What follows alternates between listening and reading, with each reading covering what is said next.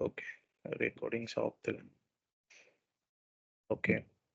Good evening to all of you.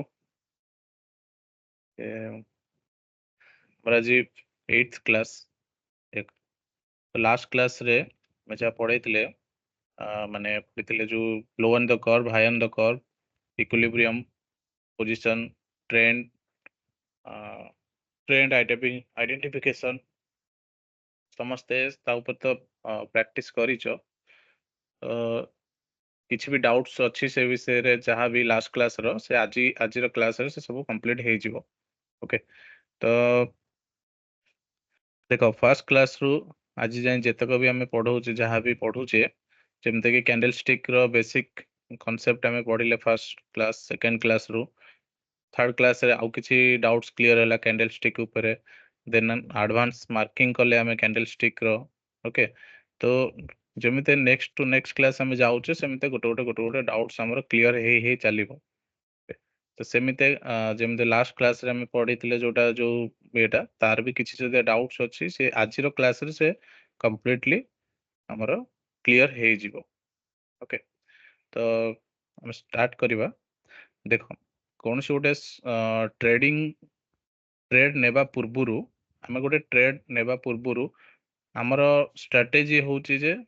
Demand zone ୟା ଫିର୍ supply zone. Demand ଜୋନ୍କୁ ଆସିବା ଦରକାର ୟା ଫିର୍ ସପ୍ଲାଏ ଜୋନ୍କୁ ଯଦି ଆମର ପ୍ରାଇସ୍ ଆସିଛି ଦେନ୍ ଆମେ ସେଠି ଆମର ଟ୍ରେଡ୍ ଏକ୍ଜିକ୍ୟୁଟ୍ କରିବା। ଓକେ, ତ ସେଇ ହିସାବରେ ଯଦିକା ଆମେ ଦେଖିବା ତ ଏମିତି ଗୋଟେ ସିଚୁଏସନ୍ ଆସିବ ଆମେ କନଫ୍ୟୁଜନ୍ ମୋଡ୍ରେ ରହିବା ଯେ ଏଠି ଏଣ୍ଟ୍ରି କରିବା ନା ଏଣ୍ଟ୍ରି କରିବାନି। ଠିକ୍ ଅଛି, ଏବେ ଯେମିତି ଦେଖ ଗୋଟେ ଜଷ୍ଟ ଗୋଟେ ଚାର୍ଟରେ ଏବେ ଦେଖଉଛି ଆଜିର ଏଇଟା ବ୍ୟାଙ୍କ ନିଫ୍ଟିର ଚାର୍ଟ। ଦେଖ ଏଇ ଗୋଟେ ଜାଗାରେ ଗୋଟେ ପରଫେକ୍ଟ ଆମର ଡିମାଣ୍ଡ ଜୋନ୍ ସପ୍ଲାଏ ଜୋନ୍ ହିସାବରେ ଇଏ ଯୋଉ ହୋଇଛି ଏଇ ଜାଗାରେ ଗୋଟେ ପରଫେକ୍ଟ ଡିମାଣ୍ଡ ଜୋନ୍ ସେ ଫର୍ମେସନ୍ କରିକି ଯାଇଛି। ଡିମାଣ୍ଡ ଜୋନ୍ ପ୍ରାଇସ୍ ଯେବେ ବି ଏଇ ଜୋନ୍କୁ ଆସିବ ଏଇଠୁ ରିଆକ୍ସନ୍ ଦବ, ଇଏ ଆମର ସିମ୍ପଲ ରୁଲ୍। ତ ଏବେ ଧୀରେ ଧୀରେ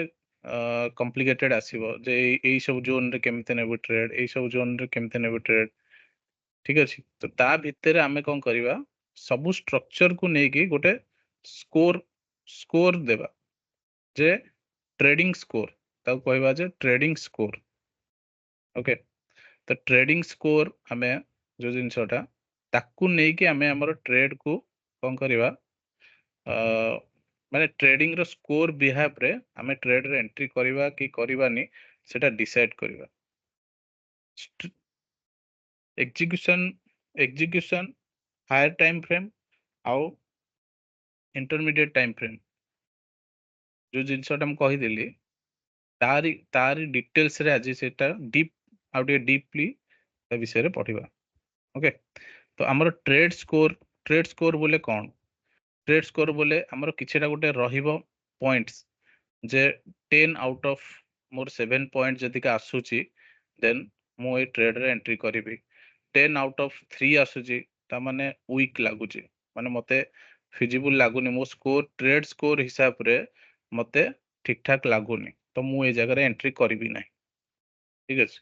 ତ ସେଇ କ'ଣ ସେ ସ୍କୋର ମାନେ ପଏଣ୍ଟସ୍ ରହିବ ତା ଉପରେ ଆମେ ଡିଟେଲ୍ସରେ ଆଜି ବୁଝିବା। ଓକେ, ତ ଗୋଟେ ମିନିଟ୍।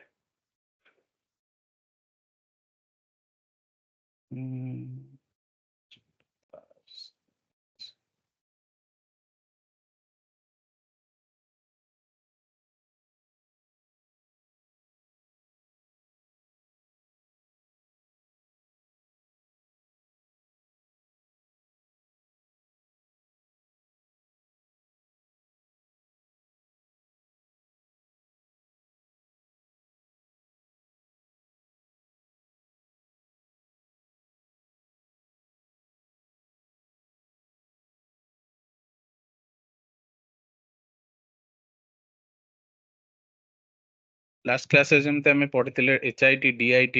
WIT, MIT, QIT। ଆମର HIT means hourly income trade. Hourly income ଟ୍ରେଡ୍ରେ higher time frame, intermediate time frame, lower time frame 60 minutes या 75 ମିନିଟ୍ସର ଟ୍ରେଣ୍ଡ ଆମେ ଯଦି କ୍ୟାଣ୍ଡେଲ୍ 75 मिनिट्स रे जदि आमे केउ जगह रे गोटे डिमांड जोन या सप्लाई जोन देखुचे देन तार इंटरमीडिएट टाइम फ्रेम रे जाई आमे ट्रेंड फर्स्ट चेक करूचे देन एग्जीक्यूशन 5 मिनिट्स और 3 मिनिट्स रो कैंडल रे जाई एग्जीक्यूशन आइडेंटिफाई करूचे से सब जिंस रे लास्ट क्लास रे पढैतिली ओके सो ता विषय रे जते प्रैक्टिस करिवो सेते माने कॉन्फिडेंट आसीबो मु कहूची आउ আজি আজিର ଜିନିଷଟା କଣ ହଉଛି ଏକ୍ସେଲଟା ଦେଖେ ଏଥିରେ କଣ ହଉଛି ଆମେ ଯୋଉ ମନେକର ଗୋଟେ ହାୟର ଟାଇମ ଫ୍ରେମରେ ଆଜି ଗୋଟେ ମୁଁ ଆଜି ଇଣ୍ଟ୍ରାଡେ କରିବା ପାଇଁ ଚାହୁଁଛି ତ ଇଣ୍ଟ୍ରାଡେରେ ମୁଁ ଏଚଆଇଟି ନେଇପାରେ ଡିଆଇଟି ନେଇପାରେ ଓକେ ତ ଏଚଆଇଟି ଡିଆଇଟି କେସରେ ମୁଁ ଯଦି ଡେଲିର ଟାଇମ ଫ୍ରେମ ଯିବି ତ ତା ଭିତରେ ମୋର ଯଦି ଡେଲିର ଗୋଟେ ଡିମାଣ୍ଡ ଜୋନ୍ କୋଉଠି ମୁଁ ଦେଖିଲି ଟ୍ରେଣ୍ଡରେ ଡେଲିର ଟାଇମ ଫ୍ରେମରେ ମୁଁ ଦେଖିଲି ଗୋଟେ ଡିମାଣ୍ଡ ଜୋନ୍ डिमांड जोन कोठी मते डिमांड जोन डेली रो देखा जाउची परफेक्ट डिमांड जोन एबे ये ट्रेड तो मते देखा जाउनी मन करो तमे एटा को देखो ए ट्रेड टा को देखो ओके तो ए ट्रेड हिसाब रे ए जो जोन टा बनिची ये गोटे परफेक्ट डिमांड जोन हमरो ये हिसाब रे हमरो स्ट्रेटजी हिसाब रे सप्लाई डिमांड जोन हिसाब रे ये हमरो गोटे परफेक्ट डिमांड जोन ठीक अछि तमें मनकर डे रे अच्छ तुम भाविल मुझे ये डीआईटी ट्रेड नेबी तो ये डीआईटी ट्रेड हिसाब रे तुम ये जगह कौन कर तुम एग्जीक्यूशन जाए तुम वेट कर तुम बेस कैंडल टॉप जाए वेट कर ठीक अच्छे एबे नेक्स्ट जीवा आमे ट्रेडिंग स्कोर ई जगह मोर ट्रेड स्कोर केते रहउछ जो जिनसटा आज आमे पढियो हला ट्रेड स्कोर मोर जदी का मनकर 10 आउट ऑफ 10 मनकर मोर ट्रेड स्कोर मैक्सिमम 6 7 एमते रहइबो हला से विषय रे मु गोटे कहूची देखो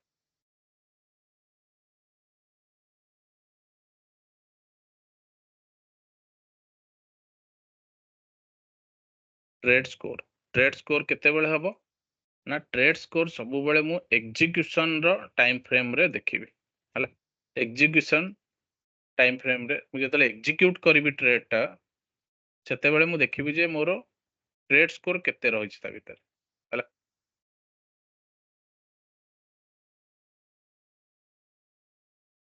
सेथिरे ट्रेड स्कोर पे मोर किछि तीनोटी पॉइंट आसी तीनोटी पॉइंट फर्स्ट पॉइंट कोन रहइबो फर्स्ट पॉइंट रहइबो जे मोर लेवल टा फ्रेश केते ठीक अछि मो लेवल जोटा देखुची मु सेटा टेस्टेड तो नुहे मो जो लेवल लेवे ट्रेड करिया को जाउची से ऑलरेडी टेस्टेड हेई सारिची या फिर फ्रेश अछि मु जदी का ए लेवल को देखिबी ए लेवल थरे ऑलरेडी टेस्टेड हेई की गला पुन थर जितले आसुची तो से जगह रे से आसीबो ये देखो ये डिमांड जोन को एबे देखो मु जोटा कहूची ए डिमांड जोन को जितले आसिला प्राइस एटू पुन थर जाइछ पुन जितले ए जोन को आसुची ठीक अछि पुन थर जितले प्राइस ए जगह को आसीबो तो मोर ए डिमांड जोन टा टेस्टेड अछि ना फ्रेश अछि हला सेटा मु देखियार अछि ये ये हिसाब रे तो मोर एठी मोर डिमांड जोन किसी बने ही नाही डेली रो ये रे ये होची मोर डिमांड जोन मोर स्ट्रेटजी अनुसार मोर स्ट्रक्चर कहूची ये गोटे परफेक्ट डिमांड जोन ये मोर ड्रॉप बेस रैली या leg in base leg out जा कहि परिबो से हिसाब रे ये आसिला मोर एठी टेस्टेड हैला ये जोन टेस्टेड हे कि ऊपर चलला फोन थरे आसुची जेतेबेले एठी तो मोर जोन नाही मु देखली ए जगह रे अछि जोन ये ऑलरेडी मोर टेस्टेड हेई सारची फोन थरे तले आसुची त माने ये गोटे टेस्टेड जोन ये भी गोटे जोन आसीबो भितरु गले स्मॉलर टाइम फ्रेम रे जदि तमे जीवो या भितरे भी तुमको गोटे जोन देखा जीवो ये जगह रे भी जोन देखा जीवो तुमको किंतु से टेस्टेड ना फ्रेश अछि से सेथिरे तुमको स्कोरिंग देबा पड़ियो जते केते थर टेस्टेड केते थर माने केते फ्रेशनेस से जिनसटा जदि मु लेखिबी एबे ओके फ्रेशनेस जगह रे freshness point of view if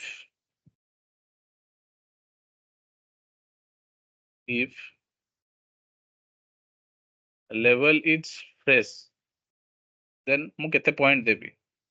मैं जगह लिखि दोची पॉइंट्स केते पॉइंट्स देबी देखो जिनसटा बुझो धीरे धीरे मुंडे पूरा हो देखो आस बुझी हम किसी बेसी ये नहीं हाईफाई नहीं है जिनस पूरा सिंपल जिनस आराम से क्लियर हो if level is if level is tested once थरे टेस्ट ହେଇଛି then मोर पॉइंट रहबो सेठी 1.5 okay if level is tested twice then more score रहबो एठी पॉइंट्स रहबो 0 मु ताको सीधा इग्नोर करबी से डिमांड जोन को मु ट्रेड करबी ही नहीं मोर जदि मोर जदि जोन मोर जदि डिमांड जोन फ्रेश अछि देन जाके मु ट्रेड करबी अदरवाइज मु से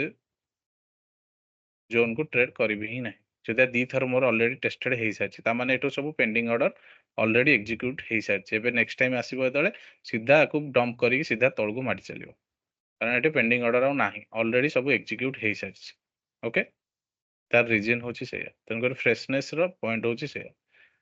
सेकंड पॉइंट रे हमें कोन देखिबा strength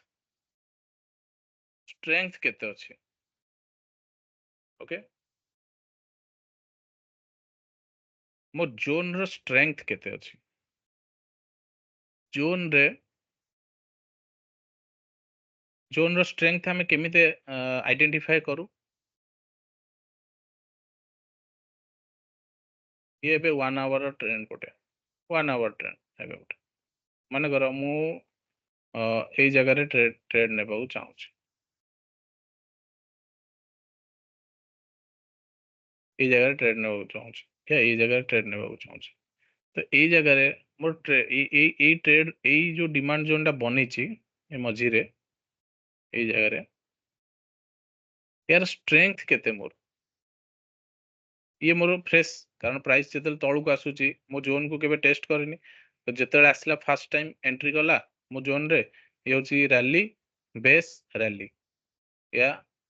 leg in base leg out जो रहे ये मोर गोटे छोटिया बेस कैंडल तो एठी मोर पेंडिंग ऑर्डर सबुले रहे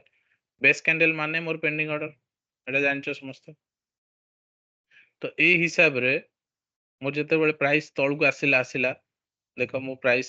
ए जोन को आसिला ए जोन रो रिएक्शन नला सीधा केते 46600 रु सीधा प्राइस जायछि 47200 बैंक निफ्टी रे सीधा 506 पॉइंट रैली हैला काहे की ना मोर ए जो डिमांड जोन ता थिला यार स्ट्रेंथ बहुत बढ़िया थिला स्ट्रेंथ कारण एक्साइटिंग कैंडल तमे देखिबो देखो एटी गोटे पॉजिटिव रे से एक्साइटिंग कैंडल बनै चलछि बुझिबो छै ना ये मझिरे भी आ गोटे डिमांड जोन थिला या पूर्वरु देखो ये गोटे एक्साइटिंग कैंडल डिमांड बेस आ गोटे एक्साइटिंग कैंडल आ गोटे ये दीटा एक्साइटिंग कैंडल ता माने या भीतर आहुर जबरदस्त पेंडिंग ऑर्डर थियो मु आगो एठी की शिफ्ट कर दोछि मोर ए जगह को शिफ्ट कर दोछि ओके एबे देखो प्राइस ए जगह रु आसी जेतले केमते रिएक्शन दे देखो देखि पाछो कि तो ये सब केस रे मोर स्ट्रेंथ पॉइंट ऑफ व्यू रु बहुत बढ़िया स्ट्रेंथ एटा एक रे फ्रेशनेस कारण ये ऑलरेडी आगुरु आसी की टेस्ट हे की जाइनी केते बेले फर्स्ट टाइम आसुची तंकर मो स्ट्रेंथ केस रे माकू देबी 3 पॉइंट्स जो लिखी छी जो point if fresh level is fresh then मोर ट्रेडिंग स्कोर रहइबो trade score 3 level tested 1.5 level tested twice then 0 मोर ट्रेड 0 माने मोर तेठी ट्रेड करिया रे ही नै वंस टेस्टेड हे गले थरे चांस नै हबो किंतु दी थर टेस्ट हैला परे आउ सेथरे चांस नेबाटा माने मूर्खामी सेकंड पॉइंट स्ट्रेंथ पॉइंट रे if two exciting leg out leg in base leg out base candle परे मोर दीटा बड़ बड़ लेग आउट अछि बड़ बड़ एक्साइटिंग कैंडल जदिका अछि देन से केस रे मु पॉइंट्स देबी मोर ट्रेडिंग स्कोर पॉइंट आसीबो 3 हला second point if one leg out plus gap plus gap कौन ताको आम एग्जांपल रे बुझिबा मु बुझे देबी किछ असुविधा नै आ गोटे पॉइंट आसीबो if only one leg out without gap okay ए केस भी आमे बुझिबा ये भी को टाइप रो कैंडल्स आसीबो देखो कैंडल्स आमे जति पढिचे सेही टाइप रो कैंडल्स रहुनी सब बेले तुम देखुथुबो जे कैंडल्स बहुत प्रकार रो जोन फॉर्मेशन करूची तो सबू टाइप रो जोन केमिति कोन बनिबो से सबू को आमे कैप्चर करबा गुड माने एग्जांपल बेस रे देखि सब डाउट्स क्लियर करबा तापर भी डाउट्स आसुची मते पचारो मु क्लियर कर देबी किंतु शुण जिनसटा बुझ आग माने मु जोटा कहूची आग शुण धीरे धीरे जतक सब डाउट आसुथबो ना धीरे धीरे क्लियर हेइ जिवो मु कहूची हला वेट एबे देखो ये मोर 1 hour candle 1 hour time frame रो ओके तो एठी मु कोन लिखिली if two exciting leg out से केस रे देखेली ये टू यार एग्जांपल एटा गोटे हला second point if one leg out plus gap then the point 2 point hello how if only one leg out without gap then ताकू देबे मु 1 point hello ठीक अछि यार एग्जांपल केतरा देखिबा level clear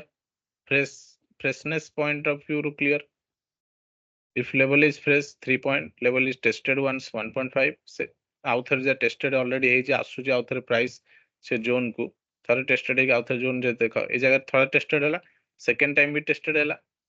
third time second time रे ही bast हे गला सेतरे हमर पॉइंट केते हला 1.5 तो देखिबा हमें ट्रेडिंग स्कोर भी से पॉइंट रे देखिबा जदि हम शूट कर नथिबो ए जगह रे हम पसिबनी कारण ए जगह रे मोर किछि सेटअप ही नाही ए जगह रे मोर किछि डिमांड जोन ही नाही सेकंड पॉइंट को ए जगह रे अछि डिमांड जोन ए जगह रे आसला ठीक प्राइस आरो बूम कला बुझियो कि नहीं सेमिति ही देखिया पड़े देखो एबे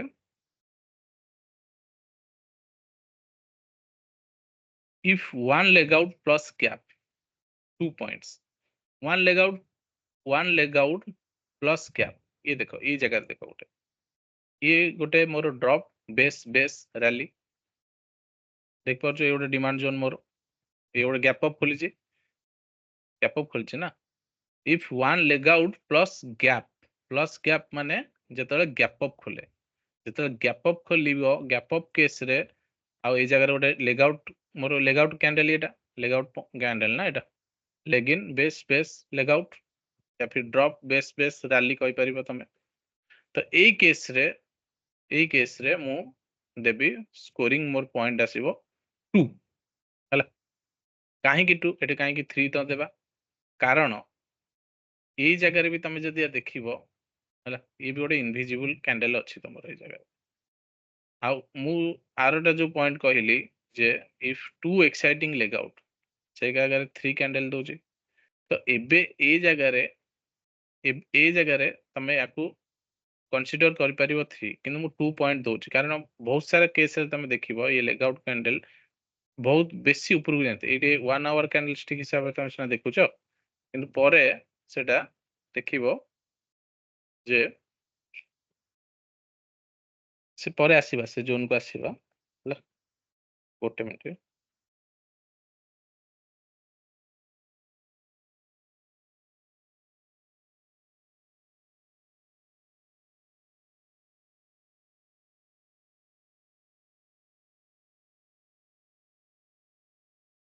ठीक अछि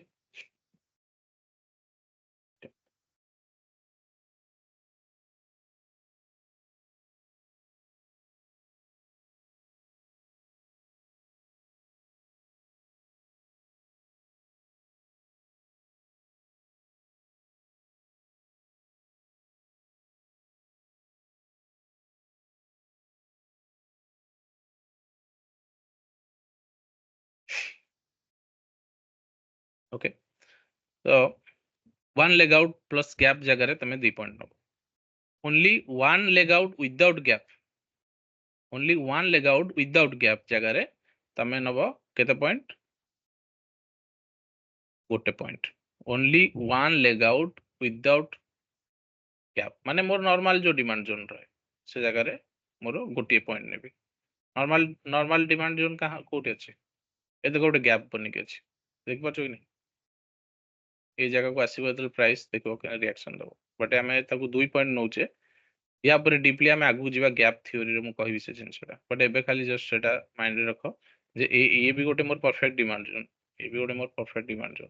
प्राइस सेते बळे भी ए जगह को आसीबो एठो प्राइस रिएक्ट करिवो तुम देखो निफ्टी रे निफ्टी केस रे प्राइस देखो ये डिमांड जोन एटा गोटे डिमांड जोन देखो देखि पाछो ये जगह रे मु मार्क कली ये बेस मोर मार्क कली देखो प्राइस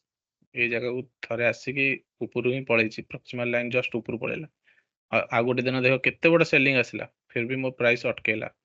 ये जगह देखो प्राइस केमते ऊपर उठला ये जगह देखो 22,300 22,300 रु सीधा प्राइस जाइए देखो 577 देख पार निफ्टी रे 200 पॉइंट रैली भाई पार केते पॉइंट मिलथिबो तो यार स्ट्रेंथ स्ट्रेंथ फ्रेशनेस थिला कारण ये जगह टच कर नथिला एटा ऑलरेडी ऊपर पळैथिला ये आसिला डीप भितरु गला आसिला बढ़िया से आसिकी गला पूरा परफेक्टली सब पेंडिंग ऑर्डर नै कि चलला देख पार केमते डिमांड जोन आउ ये काम करूची किसी इंडिकेटर दरकार नहीं जितक सब इंडिकेटर बाहर सब कहउछन ना सब भूली जाओ किसी मुंडर पुरिया दरकार नहीं आमर खाली चार्ट रे रहइबो लेवल्स हॉरिजॉन्टल लाइंस आ खाली ये जो एटा में पकई जे एटा 50 EMA 50 SMA simple moving average एटा खाली ट्रेंड पे हमें जानिया पई हला यार भी यूज धीरे धीरे तमे भूली जिवो एटा भी डिलीट कर दबो कारण तमे आखिरे सामने देखिले ही तमे जान दबो ट्रेंड मोर कोन एटा खाली गोटे माने इंडिकेटर गोटे जिंसो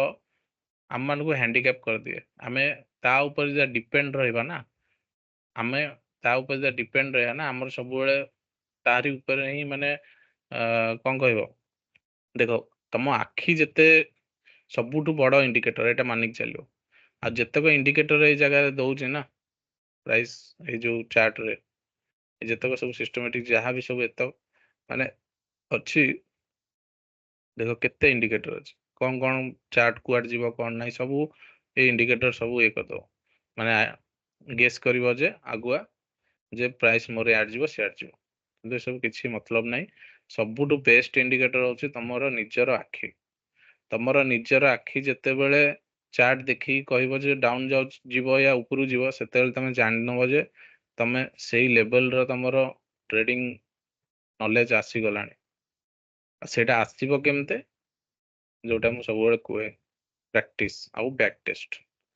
जिते बैक टेस्ट करियो जिते प्रैक्टिस करियो देखो हमर को जगह रे डिमांड जोन सप्लाई जोन काम करनी देखो ए जगह को आसला प्राइस ए जगह को जाइछ ए जगह रो ए जगह रो ए जो टिके आसी कि तळु को जाइछ ए जगह रो गला एटा कोन पे जो एटा ट्रैप लेवल गोटे एटा हमें ट्रैप लेवल पढिया 15th या 16th क्लास रे ट्रैप लेवल अछि आ गैप थ्योरी अछि 17th क्लास एटा गैप या भीतर में डिटेल्स रे पढिया तमे भाबो गोटे गोटे टॉपिक माने गोटे गोटे दिन खाली ए गैप थ्योरी ऊपर अछि कारण ए गैप थ्योरी सब बेले आसीबो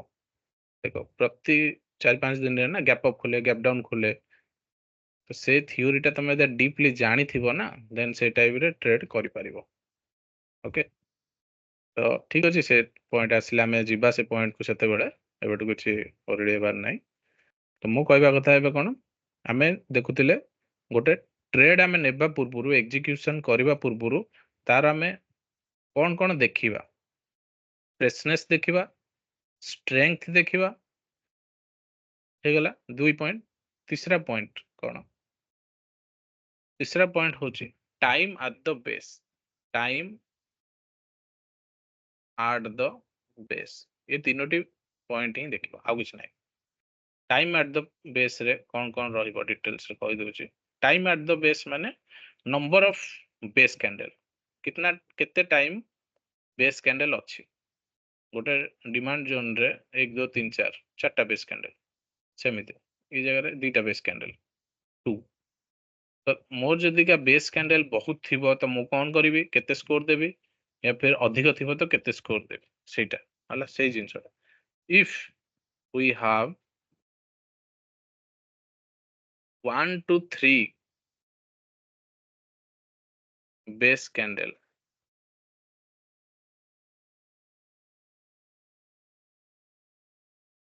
If we have 1 to 3 base candle, then more points केते रहइबो ना 2 ହେଲା। ଯଦି 1 ରୁ 3ଟା କ୍ୟାଣ୍ଡେଲ ଅଛି ମୋର ବେସ୍ ଏ ଯୋଉ ଜୋନ୍ ରେ, ଗୋଟେ କ୍ୟାଣ୍ଡେଲ ରୁ 3ଟା କ୍ୟାଣ୍ଡେଲ ଭିତରେ ଯଦି ମୋ ଡିମାଣ୍ଡ ଜୋନ୍ ଅଛି, ଦେନ୍ ମୁଁ ତାକୁ 2 ପଏଣ୍ଟ ଦେବି, 2 ପଏଣ୍ଟସ୍ ଦେବି ହେଲା।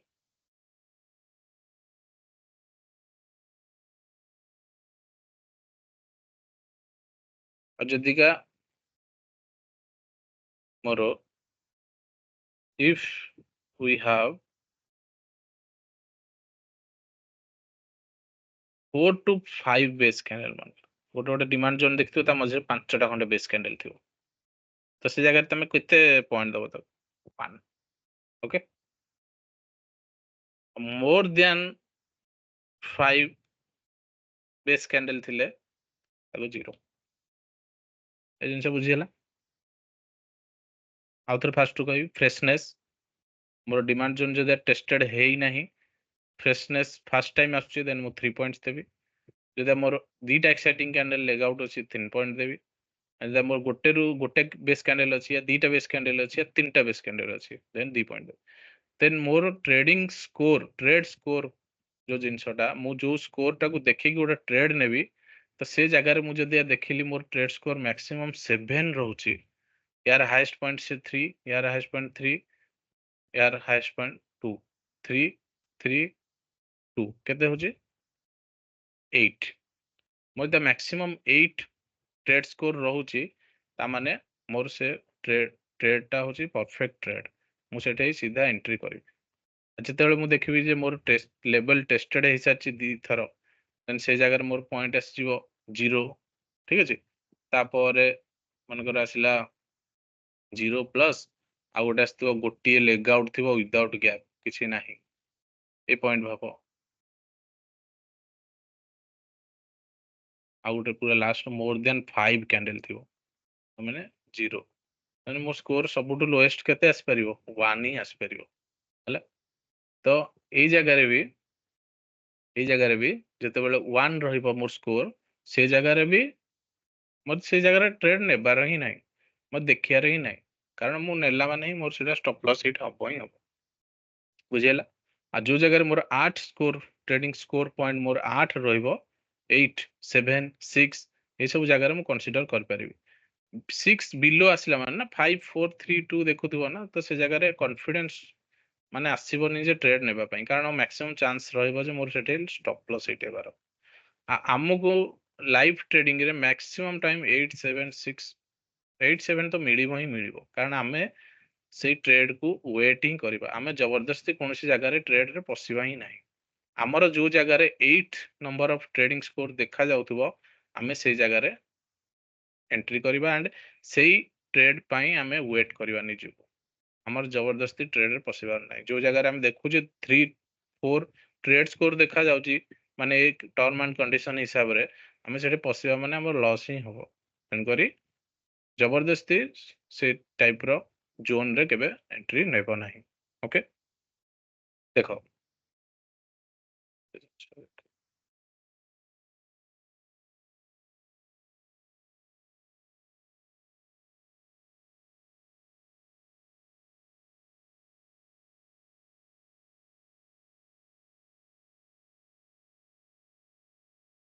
ଦେଖ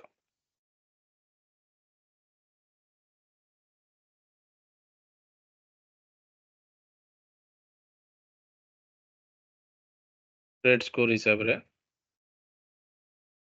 एग्जीक्यूशन पॉइंट ऑफ व्यू जोटा हम एक्सेल रे हमें देखले हेबे हला, सेटा को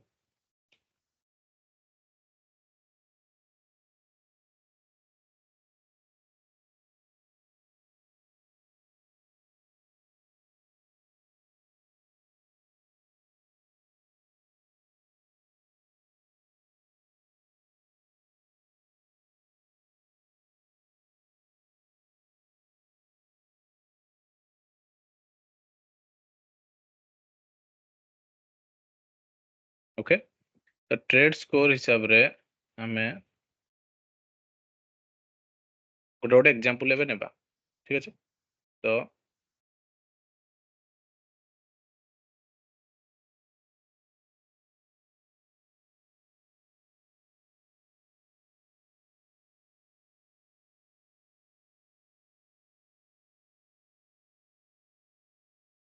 बढ़िया से देखो ए जिनसटा पूरा क्लियर हे जिवो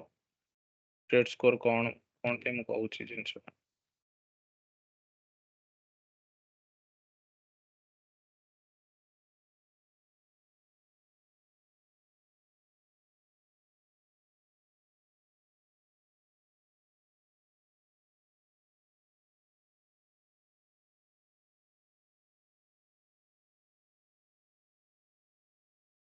तो ट्रेड स्कोर हिसाब रे बे एठी हमें गोटे बेस कैंडल नेबा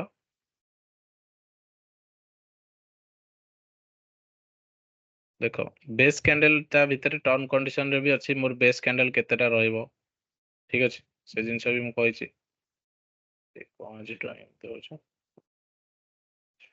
आउस्टा जी काम कोन ठीक छै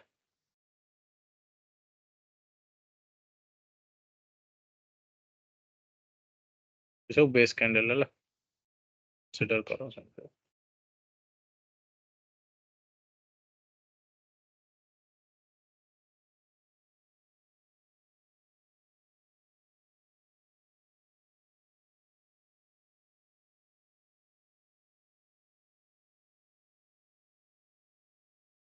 देखो छ तो ए जगह रे ए जो जोन टा मु बनैली एबे ये गोटे डिमांड जोन मोर ठीक अछि डिमांड जोन हिसाब रे मोर ट्रेडिंग स्कोर हिसाब रे मु सब भाबी मोर फ्रेश मोर लेवल सब फ्रेश मु सब फ्रेश लेवल रे ही एंट्री करबी मु केतल टेस्टेड लेवल रे एंट्री करबिनी कि केतल ट्वाइस ये रे एंट्री करबिनी मोर सब लेवल फ्रेश थिबा त मु सेति एंट्री करबी एटा सब मानिक चलो ओके तो लेवल फ्रेश केस रे तमे ए जगह रे केते पॉइंट दबो ए जो एटा अछि फ्रेशनेस हिसाब रे सब 3 पॉइंट्स देबी ओके 3 पॉइंट्स देली 3 पॉइंट्स देली देन मोरो सेकंड पॉइंट कौन थिला से हिसाब रे strength if two exciting leg out and आरो दीटा पॉइंट कौन गैप केस रे दीटा हल तो ये केस रे मोरो लेग आउट कैंडल टा ये लेग इन कैंडल ऊपर क्लोजिंग देछि मान्य ये केस रे एठी एबे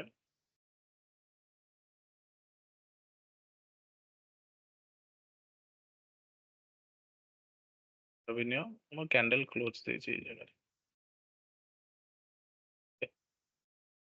देन ए केस रे ए जगह रे रहले भी चलिबो किछ असुविधा नै सेतले बट मोर स्ट्रेंथ एथर आसीबो केमते गोटे जोन रो स्ट्रेंथ केते आसे जते बेले मोर क्लोजिंग ये लेग आउट लेग इन रो ऊपर क्लोजिंग देथु सेतले हमर बड़ स्ट्रेंथ आसे ना हेवी स्ट्रेंथ आसे ना एटा पूर्व क्लास रे भी बहुत बार मु पढ़ी छे हमें जते बेले प्राइस आसीबो ए जोन को तो एठो रिएक्शन नबो ऑटोमेटिकली बुझियो छी नै से हिसाब रे मु जे ट्रेड स्कोर ए जगह देबी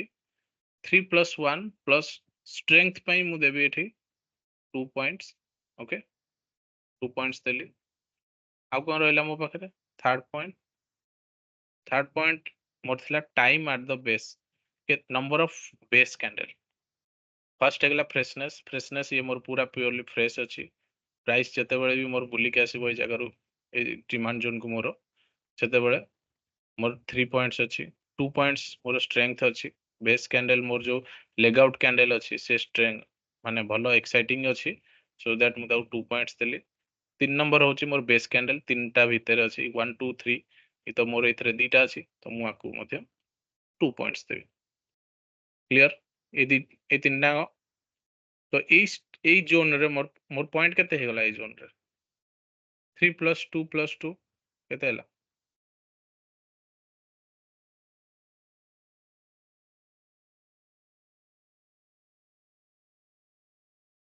7 पॉइंट हे गला ना मैक्सिमम 7 पॉइंट ही हुए सेटा हम पढ़थले 8 केनते 3 + 3 প্লাস ওকে এই জায়গায় আমি 3 পয়েন্টস নেଇଛି ଟୁ ଏକ୍ସାଇଟିଂ ଲେଗ ଆଉଟ୍ ହେଲା ଓକେ ଏଇଟା ଆମେ 3 ଏଇଠି ଠିକ ଅଛି ଏଠି ଆଉ ଗୋଟେ ବନେଇ ଏ ମୁଁ ଦେଖଉଛି ଏଇଟା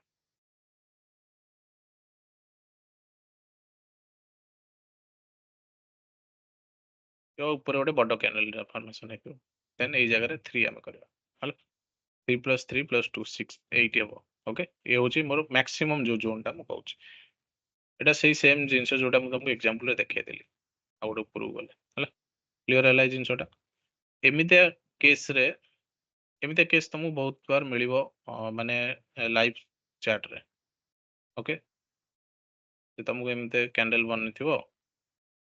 ତମେ ଏଇ ଜାଗାରେ ଯେତେବେଳେ ପ୍ରାଇସ୍ ତମର ଆସିବ ପୁଣି ଥରେ ପ୍ରାଇସ୍ ଯେତେବେଳେ ପୁଣି ଥରେ ରିଟ୍ରେସ୍ ହେଇକି ଆସିବ ଏଇ ଜାଗାକୁ ତମେ ଏଇଟା ତମର ଡିମାଣ୍ଡ ଜୋନ୍ ଓକେ ଏଇ ଜାଗାରୁ ପ୍ରାଇସ୍ ରିଟର୍ନ ହବ ତ ସେଇ ଟାଇମରେ ମୋର ଟ୍ରେଡ୍ ସ୍କୋର କେତେ ଅଛି ଏଇଟା ଇଏ ମୋର ଆସିବ 3 ପ୍ଲସ୍ 2 ପ୍ଲସ୍ 2 କେତେ ହେଲା 7 ଅଛି ଏ କେସରେ ଦେଖ ଟୁ ଏକ୍ସାଇଟିଂ ଲେଗ ଆଉଟ୍ ହଉ या ବଡ ଲେଗ ଆଉଟ୍ ହଉ ତମେ 2 ପଏଣ୍ଟ ଦିଅ 2 ପଏଣ୍ଟ ଛାଡ଼ 2 ପଏଣ୍ଟ ରଖ ହେଲା 3 point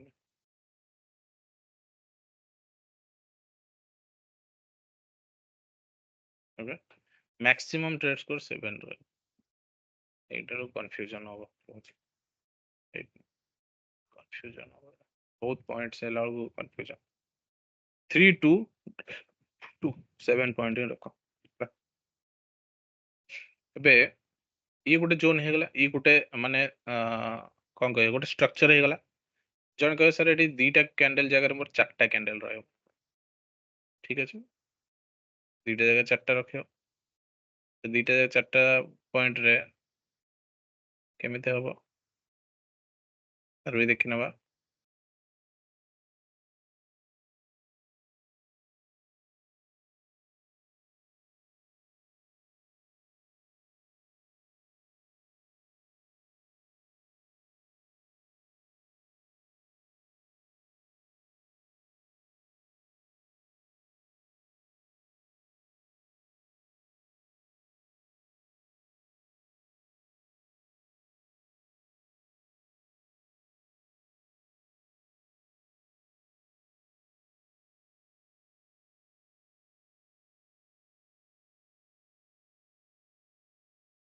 okay?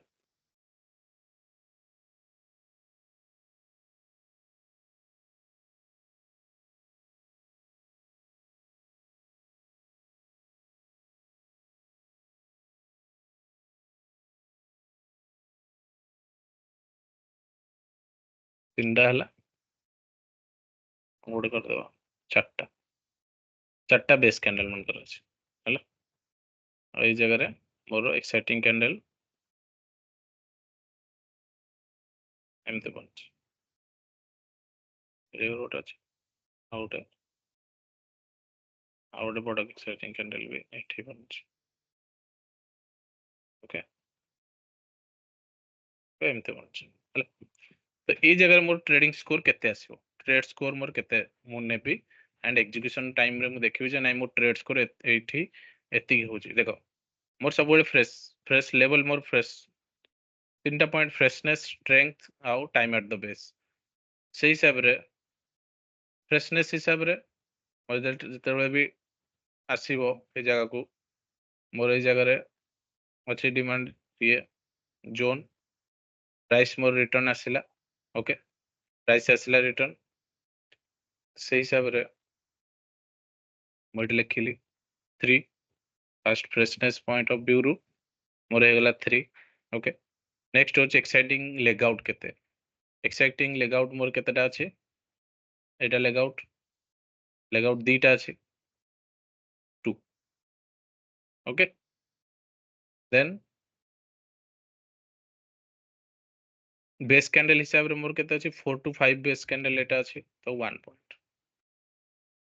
4 to base 5 candle 1 okay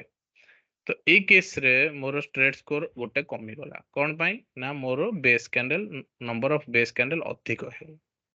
किंतु तमे एबे हमें टिके एडवांस जीवा हला किंतु तमे जदि देखिबो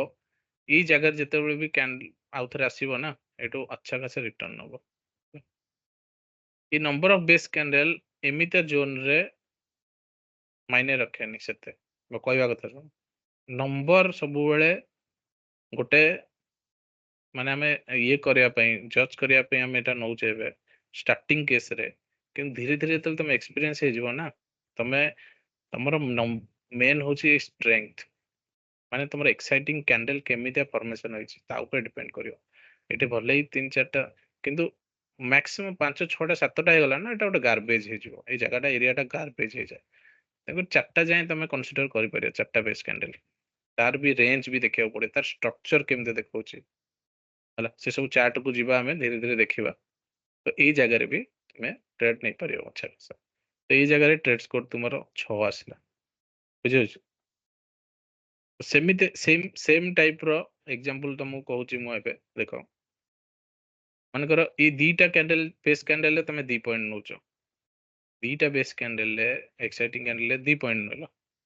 मु कहबी ई गोटे बेस कैंडल बनी गोटे लेग आउट बनी एते बड़ टेका बनी से केस रे कोन करियो से केस रे भी सेम ताऊ कंसीडर एटा होची स्ट्रेंथ कैंडल रो लेग आउट रो स्ट्रेंथ तमर जदी स्ट्रांग अछि ना तमु प्राइस एटो बुलेई दबो ही दबो डिमांड जोन रो रिएक्शन नबो ही नबो तेणुकर सबु बेले बेस कैंडल पर लेग आउट ऊपर प्रायोरिटी रखा जाए ओके ता बाद भी फ्रेशनेस गोटे पार्ट हे गला नंबर ऑफ बेस कैंडल हे गला आउ स्ट्रेंथ हे गला जो लेग आउट ए तीनोटी पॉइंट क्लियर भाई पर माने भाबुजी समस्त क्लियर होला कारण ए तीनोटी पॉइंट को नेकी ही हमको ट्रेड एग्जीक्यूशन करिवार अछि हमें तल ट्रेड गोटे बाय मारिबा ना ए तीनटा पॉइंट को फास्ट देखि नेबा जे मोर ट्रेड जो नौची जो डिमांड जोन टा फ्रेश अछि ना नाही जदी का नाही ता भीतर ए जो टर्म एंड कंडीशन अछि तीनोटी फुलफिल होउची ठीक अछि टेस्टेड ट्वाइस देन हमको सेटे बैकफुट हे जबार अछि ट्रेड रे एंट्री करिवार नाही टू एक्साइटिंग कैंडल ओके मोर सब ठीक अछि बेस कैंडल 1 टू 3 ठीक अछि फ्रेश अछि ठीक अछि सीधा बाय मारियो सेल करियो जा करियर अछि करियो जबरे पछगुंजा दबो नाही ए सब जेतो ट्रेड स्कोर मोर 7 थिबो ना सीधा आखि बुझी की बाड़ेबो बाय किछि सब भाबियार नाही डरिले सब किछि ट्रेड करि परिबोनी ए सब पॉइंट सेत लागी दिया जाय जे मोर अछि तो मु नेबी जदी का मोर ट्रेड न गला स्टॉप लॉस हिट हला किंतु 10टा ट्रेड रु 8टा 9टा ट्रेड जीवो ही जीवो गोटे केतेबेले स्टॉप लॉस हिट हेई पारे सेटा भी केतेबेले हबो सेटा कोन हबो एटा आउ टिके पर से जिंसटा कहबी हला ट्रेड काई स्टॉप लॉस हिट हुए से जिंसटा सेकंड हाफ रे मु तुमको क्लियर कर देबी ओके ये गोटे कैंडल ये फॉर्मेट हला एबे हमें देखिबा गोटे गैप हिसाब रे जो जिंसटा हमें कहू नथिले कि ए जो एक्साइटिंग स्ट्रेंथ टा जदि लेग आउट प्लस गैप हेतिबो या लेग आउट विदाउट गैप हेतिबो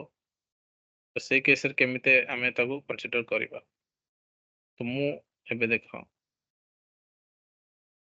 गोटे एग्जांपल दोची एथरे तमरो जदि कार डाउट किछि आसुथबो सेथरे भी क्लियर हे जिवो देखो तमे एमते भाबियो सर क्वेश्चन तो लेग आउट कैंडल दीटा ही रहले ही मु नेबी नॉन नाही एमिते नाही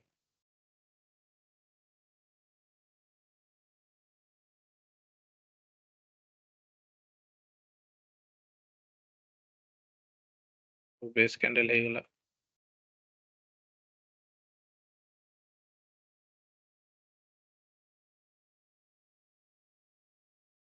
दीटा बेस कैंडल पर मोर कोन हला नेक्स्ट दिन गैप अप खोलिला गैप अप खोली की ए जगह रे मोर गोटे बेस कैंडल फॉर्मेशन हला तो ये जगह कौन करिया सर तो माइंड रे आसुथबो जे कैप तो हे गला तो कैप तो इटसेल्फ गोटे इनविजिबल ये कह कुहंदी तो सेटा से केस रे कौन करिया जिवो ओके से केस रे ये माउस काम करनी मोर ঠিক ଅଛି ଏଇ କେସରେ କଣ ହବ? ଏଇ କେସରେ ମୋ ଟ୍ରେଡିଂ ସ୍କୋର କେତେ ରହିବ? ଲେଭେଲ ଫ୍ରେଶ ଅଛି 3, କାରଣ ମୁଁ ସବୁବେଳେ ଫ୍ରେଶନେସ୍ ଟ୍ରେଡରେ ହିଁ ପଶିବି, ଏଣ୍ଟ୍ରି କରିବି କହିଛି। ଦେନ୍ କ୍ୟାଣ୍ଡେଲ ଷ୍ଟିକ୍ ମୋର କେତେଟା ଅଛି? ଗ୍ୟାପ୍ ଡାଉନ୍ ଇଏ ଷ୍ଟ୍ରେଙ୍ଗଥ କ'ଣ ଅଛି ମୋର? 2 ଏକ୍ସାଇଟିଂ ଲେଗ ଆଉଟ୍ ନା, 1 ଲେଗ ଆଉଟ୍ ପ୍ଲସ୍ ଗ୍ୟାପ୍ ନା, କାରଣ ଲେଗ ଆଉଟ୍ ହିଁ ନାହିଁ ମୋର। Only 1 leg out without gap ନା, ଲେଗ ଆଉଟ୍ ହିଁ ନାହିଁ ମୋର। ସେଇ ଜୋନ୍ରେ କ'ଣ କରିବି? ତାକୁ ମିନିମମ୍ ସ୍କୋର ତମେ ସେଠି ଦବ, କାରଣ ଇଏ ଗୋଟେ ଇନଭିଜିବୁଲ ଲେଗ ଆଉଟ୍ ସେ ଜାଗାରେ ରହୁଛି, ତ ସେଇଟାକୁ ତମେ ନବ এই পয়েন্টটা only 1 leg out without gap এটা কি ওকে, এটা তো ଆମର ଗ୍ୟାପ୍ ରହୁଛି ନା, ଏ କେସରେ ସେଟା ନିଆଯିବ। ସେ ଏଇଥିରେ ଆଉ ଗୋଟେ ପଏଣ୍ଟ ଆଡ୍ କରିବ, ୱିଥ୍ ଗ୍ୟାପରେ ବି 1 ପଏଣ୍ଟ ନବ। କାହିଁକି ନା ତମର ଏଇଠି ଗୋଟେ ଇନଭିଜିବୁଲ ଲେଗ ଆଉଟ୍ ରହେ। ମୁଁ ସବୁବେଳେ କହିଛି ଗ୍ୟାପ୍ କେସରେ, ତ ଗ୍ୟାପ୍ ଲେଗ ଆଉଟ୍ ପ୍ଲସ୍ ବେସ୍ ରହୁଛି ଗୋଟେ। ତାପରର କ୍ୟାଣ୍ଡେଲ ଯଦିକା ମୋର ଏଇ ଜାଗାରେ ଏଠି ଗୋଟେ ବଡ ଗ୍ରୀନ କ୍ୟାଣ୍ଡେଲ ଫର୍ମେସନ ହେଇଗଲା, এই ଜାଗାରେ ଗୋଟେ ବଡ ଗ୍ରୀନ କ୍ୟାଣ୍ଡେଲ ଫର୍ମେସନ ହେଇଯିବ, ତ ଇଟସେଲ୍ଫ ଏଇଟା ବି ଗୋଟେ ଡିମାଣ୍ଡ ଜୋନ୍ ବନିଯିବ ତାପର କେସରେ, ଯୋଉଟା କହୁଛି। ବୁଝିପାରୁଛ କି ନାହିଁ? ତ ସେଇ କେସରେ କ'ଣ ସ୍କୋର କୋଡ ଦେବି? 2 ପ୍ଲସ୍ 7 ସେଇ କେସରେ। କ'ଣ ପାଇଁ? କାରଣ ସବୁବେଳେ କହିଛି ମୁଁ ଷ୍ଟ୍ରେଙ୍ଗଥ ଉପରେ ମାନେ ଇଏ କରିବ। ଇଏ ଭଲ ଇଏ ଦେଖ କେତେଟା ବେସ୍ କ୍ୟାଣ୍ଡେଲ, 2ଟା ବେସ୍ କ୍ୟାଣ୍ଡେଲ ନା, ତ 2ଟା ବେସ୍ କ୍ୟାଣ୍ଡେଲ ପାଇଁ ମୁଁ 2ଟା ପଏଣ୍ଟ ନେଇଗଲି। 1 2 3 ଭିତରେ ଥିଲେ ମୁଁ 2 ପଏଣ୍ଟ ନେବି ବୋଲି କହିଥିଲି ନା ବେସ୍ କ୍ୟାଣ୍ଡେଲ କେସରେ। 1 2 3 ବେସ୍ କ୍ୟାଣ୍ଡେଲ ବିଷୟରେ मेन पॉइंट रोचे हमर स्ट्रेंथ, एइठे तुम कंफ्यूजन करि पारे। बट तमे जदी का चार्ट देखिले जे मोर बेस कैंडल परफेक्ट अछि एंड मोर बड़ बड़ एक्साइटिंग कैंडल बनी छै ना, सीधा सेटे 6th या 7th नो स्कोर 6 या 7 केस रे तमे आराम से जगह रे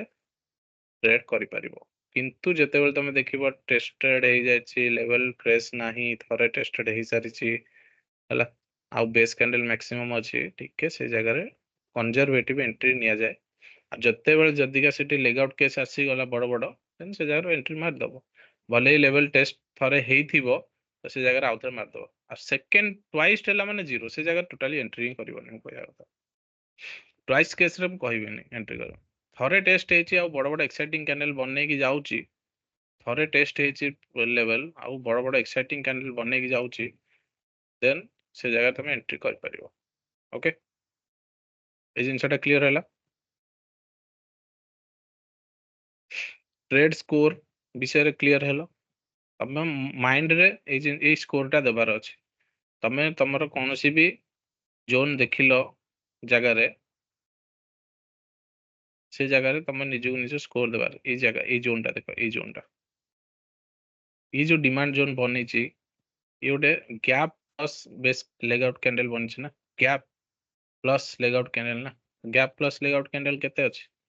1 leg out plus gap 2 point, कारण स्ट्रेंथ अछि सेतरे। चार्ट को देखो, स्ट्रेंथ देखाओ नि कोटा देखतले, एटा तो आहुरी जबरदस्त अछि ए जोनटा। तो प्राइस जते बेले तमर ए जोन को आसीबो ना, जबरदस्त रिएक्शन दबो, जबरदस्त। तुम देखो खाली जते बेले प्राइस आसु ए जगह को, देखो केंदे रिएक्शन दबो ए जगह को। प्राइस ए सब प्राइस को वेट करी रहियार अछि ना, कि जबरदस्ती प्राइस आगुआ एंट्री कर देबी काले पळेबो। ए सब पळेले पळो, से जते बेले भी आसीबो ए जोन को आसीबो ना, से एठो रिएक्शन दबो ही दबो। से जिनस भी आगु पढ़िबा, तमे आगुआ एंट्री नबो नाही, काहे कि नबोनी, काले मिसे जो भाबुछ जो जिनसटा सेडा ही मु क्लियर करबी आगु। हल एते टोटली टेंशन नबोनी सेतले। निज जोन को प्राइस पसिला ना, देन एंट्री मारो। आ स्टॉप लॉस हैला ना, सीधा एग्जिट मारो। आ जदि स्टॉप लॉस न होई कि टारगेट देला, टारगेट बुक करो, सिंपल। आ मझिरे एंट्री करिवे तुतुर होतिबे, अधिक स्टॉप लॉस हे गलानी, बाहरी पडुची, देखला सही लास्ट मोमेंट रो ही बुलिवो। मतलब नहीं ना ट्रेड करी, देन पैसा इन्वेस्ट करी किछ मतलब नहीं, लॉस करी किछ मतलब माने किछ ये नहीं। पाठ पढ़ी की जो मैंने पाठ पढ़ी की न कर, जो मैंने न पढ़ी करछन, जा तुम पढ़ी कर तुम भीतर तांको भीतर किछ डिफरेंस ही रहइबनी। तमे भी लॉस करछो, से भी लॉस करछन। तमे टाइम दउछो, पाठ पढ़छो, एते बैक टेस्ट करछो, टाइम दउछो, जदि का तार किछ फल तो एक्सपेक्ट करथुबो ना। कि हाँ मु एथरे टाइम स्पेंड करूची तो मते किछटा रिजल्ट आसु भलो सेटा एक्सपेक्टेशन रहउथबो।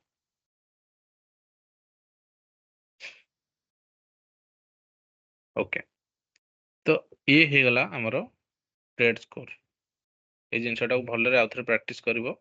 ए डाउट हेले मते कहबो ट्रेड स्कोर रिलेटेड। ओके, लाଗୁନି जे डाउट्स आसीबो एथरे, जदी का भी आसीबो एई गैप या स्ट्रेंथ विते सोटा कि मु तुमको भलरे क्लियर कर देली। तापर धीरे धीरे बैक टेस्ट करो, देखिबो केमिते आसीची स्कोर, केमिते ए देखो गैप ए जगह आसीला चलला, देखि पाछो कि नहीं। जे जगह जानिथिबो ए जगह एंट्री मारथिबो सीधा पाइथिबो, अच्छा खासा प्रॉफिट करथिबो से। जे जान नथिबो प्राइस एठू गैप आसुची यार तळू माडी जिवो, तळू डाउन हे से बुट साइड रे बसथिबो, बुझियो जे नहीं। एमिते हुए ट्रेड। ठीक अछि, एबे हमें आजिर सेकेंड टॉपिक को जीवा। ये गला ट्रेड स्कोर।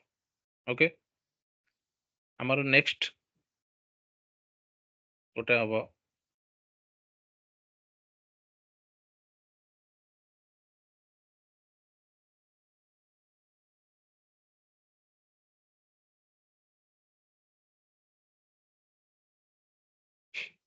एग्जीक्यूशन। जो आमे पार्ट माने पॉइंट टा कहूची मु एग्जीक्यूशन। तो लास्ट क्लास रे मु कहितली जे हायर टाइम फ्रेम रे लोकेशन देखिलो, इंटरमीडिएट टाइम फ्रेम रे ट्रेंड देखिलो, लोअर टाइम फ्रेम रे एग्जीक्यूशन देखिलो। तो से जो तीनोटी जोन कहितली, तीनोटी जोन कहितली ना, सप्लाई जोन, डिमांड जोन रो माने top up equilibrium position, lower on the curve and high on the curve. तीनटा जिनस कहितली ना। से जगह रे आज से पॉइंट टाको आमे आज आउ टिके डीपली स्टडी करिया, जोटा तमरो कॉन्फिडेंस आसियो ट्रेड एग्जीक्यूट करिया पई। जो जगह तमे डरिबोनी जे मु ए जगह रे ट्रेड नेबिनी, हबो न हबो काळे पळेबो।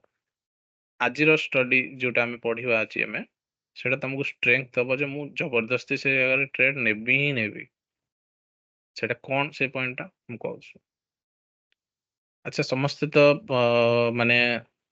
हम तो समस्ते छोट बेले रामायण महाभारत सब जिनस जानिଛ। तार गोटे छोट एग्जांपल नेबे, सेई एग्जांपल पॉइंट ऑफ व्यू रु तुमको बुझेबी। कारण ता ये से पॉइंट आ ए पॉइंट भितर माने सिमिलरिटी रहुइबो किछटा। से जिनसटा मु कहूछु देखो। देखो,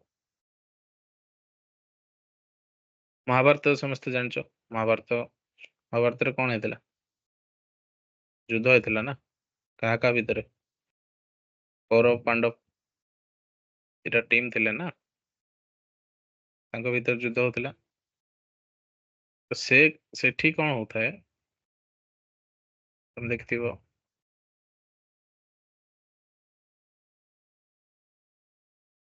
कौरव किए थिले ये मोर सेते आइडिया नहीं, जस्ट तो कहूजी। आई थिंक दुर्योधन, पितामह भीष्म ए सब मस्त थिले ना। तो ता भितर हम दुर्योधन को नौचे हला, जे कि सप्लाई जोन रो एग्जीक्यूशन रहइबे। जिनसटा बुझा इंटरेस्टिंग बहुत ए जिनसटा हला।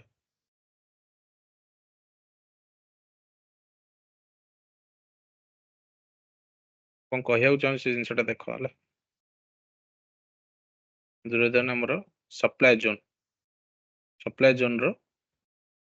एग्जीक्यूशन। कारण एग्जीक्यूशन बोले कौन, जे लड़ाई करुछ। ओके, रेट तांको संगरे बैकअप किए दउथिले तांको? पितामह भीष्म, जे कि हमरो ट्रेडिंग हिसाब रे higher time frame. Higher time frame रो जो वैल्यू मु कहे आगुरु तुम मानको जे हायर टाइम फ्रेम रो जदि का सपोर्ट रहे, देन सेठी पछकु घुंचीबार नाही। ट्रेड रे वंस तमे अच्छा जदि ए जिनसटा बुझो, जो जिनसटा बुझेउ जाउचे बे हायर टाइम फ्रेम पितामह भीष्म एग्जांपल नोच। ओके, एबे हमें जिबा पांडव केस। ପାଣ୍ଡବ କେସରେ କିଏ ଯୁଦ୍ଧ କରୁଥିଲେ? ଦୁର୍ଯ୍ୟୋଧନ ଟାଇପର ଅର୍ଜୁନ ଯୁଦ୍ଧ କରୁଥିଲା ନା, ତାଙ୍କୁ ଆମେ ନେବା ଡିମାଣ୍ଡ ଜୋନ୍ ହିସାବରେ। Demand ଜୋନ୍ର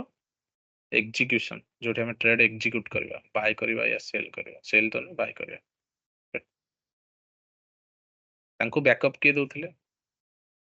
higher time ଫ୍ରେମ୍ରେ? ସେଇ ହିସାବରେ କିଏ କରୁଥିଲେ? ଶ୍ରୀକୃଷ୍ଣ। ଓକେ,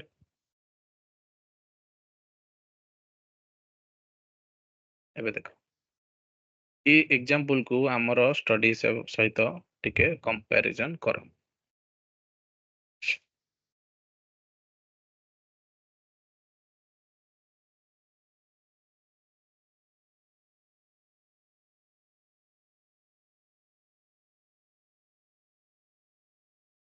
ମାନିନିଅ ତମେ ଯେତେବେଳେ ଗୋଟେ ଟ୍ରେଡ୍ ଦେଖିବ, DIT ହଉ ୟା HIT ହଉ ୟା WIT ହଉ, DIT WIT MIT QIT, okay. ତ ସେ ଜାଗାରେ ତମେ ଡେଲି DIT ଦେଖୁଛ ମାନେ ଡେଲିର ଆଗ ହାୟର ଟାଇମ୍ ଫ୍ରେମ୍ରେ ତାର ଲୋକେସନ ଦେଖିବ ଯେ କୋଉଠି ମୋର ମାନେ ଡିମାଣ୍ଡ ଜୋନ୍ ଅଛି, କୋଉ ଜାଗାରେ ମୋର ସପ୍ଲାଏ ଜୋନ୍ ଅଛି, କରେକ୍ଟ? ସେଇ ହିସାବରେ ତମେ ଦେଖିବ। ଏବେ ଦେଖ ତମେ ଭାବିନ ଏଇ ଜାଗାରେ ଅଛ, ଏଇ ଜାଗାରେ, କୋଉ ଜାଗାରେ? ଏଇ ଜାଗାରେ 12 ମାର୍ଚ୍ଚରେ ଅଛ। ଏବେ ତମେ ଆଗକୁ ଯାଇନ, ହେଲା, ବେରା ଲୁଚେଇ ଦେଲି। ଓକେ, ଏବେ ତମେ କୋଉ ଜାଗାରେ ଅଛ? ଏଇ ଜାଗାରେ ପଏଣ୍ଟ ଅଛ। ତ ତମେ କୋଉ ଜାଗାରେ ଅଛ? ହାଇ ଅନ୍ ଦ ଯୋଉ କର୍ଭ ମାନେ location, high on the curve, ମଝି ଜାଗାଟା ଇକ୍ୱିଲିବ୍ରିୟମ ପୋଜିସନ, ତଳଟା ହଉଛି ଲୋ ଅନ୍ ଦ କର୍ଭ, ଠିକ ଅଛି?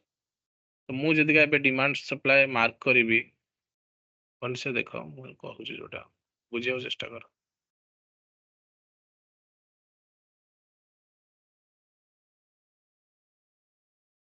ଏବେ ମୋର ପ୍ରାଇସ୍ ଅଛି 22,335, ହେଲା। ମୁଁ ଆଜି ସକାଳୁ, ଆଜି ମୋର ଏଇଟା କ୍ଲୋଜିଂ ହେଇଛି।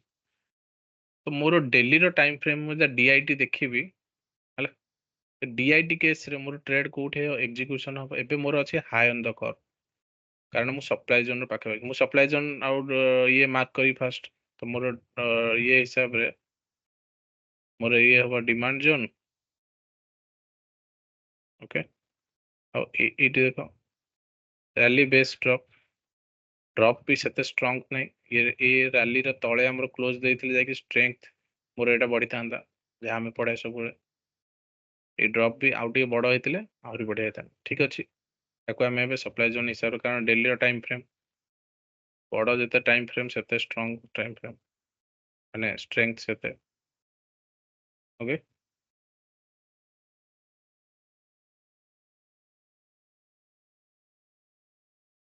ଓକେ,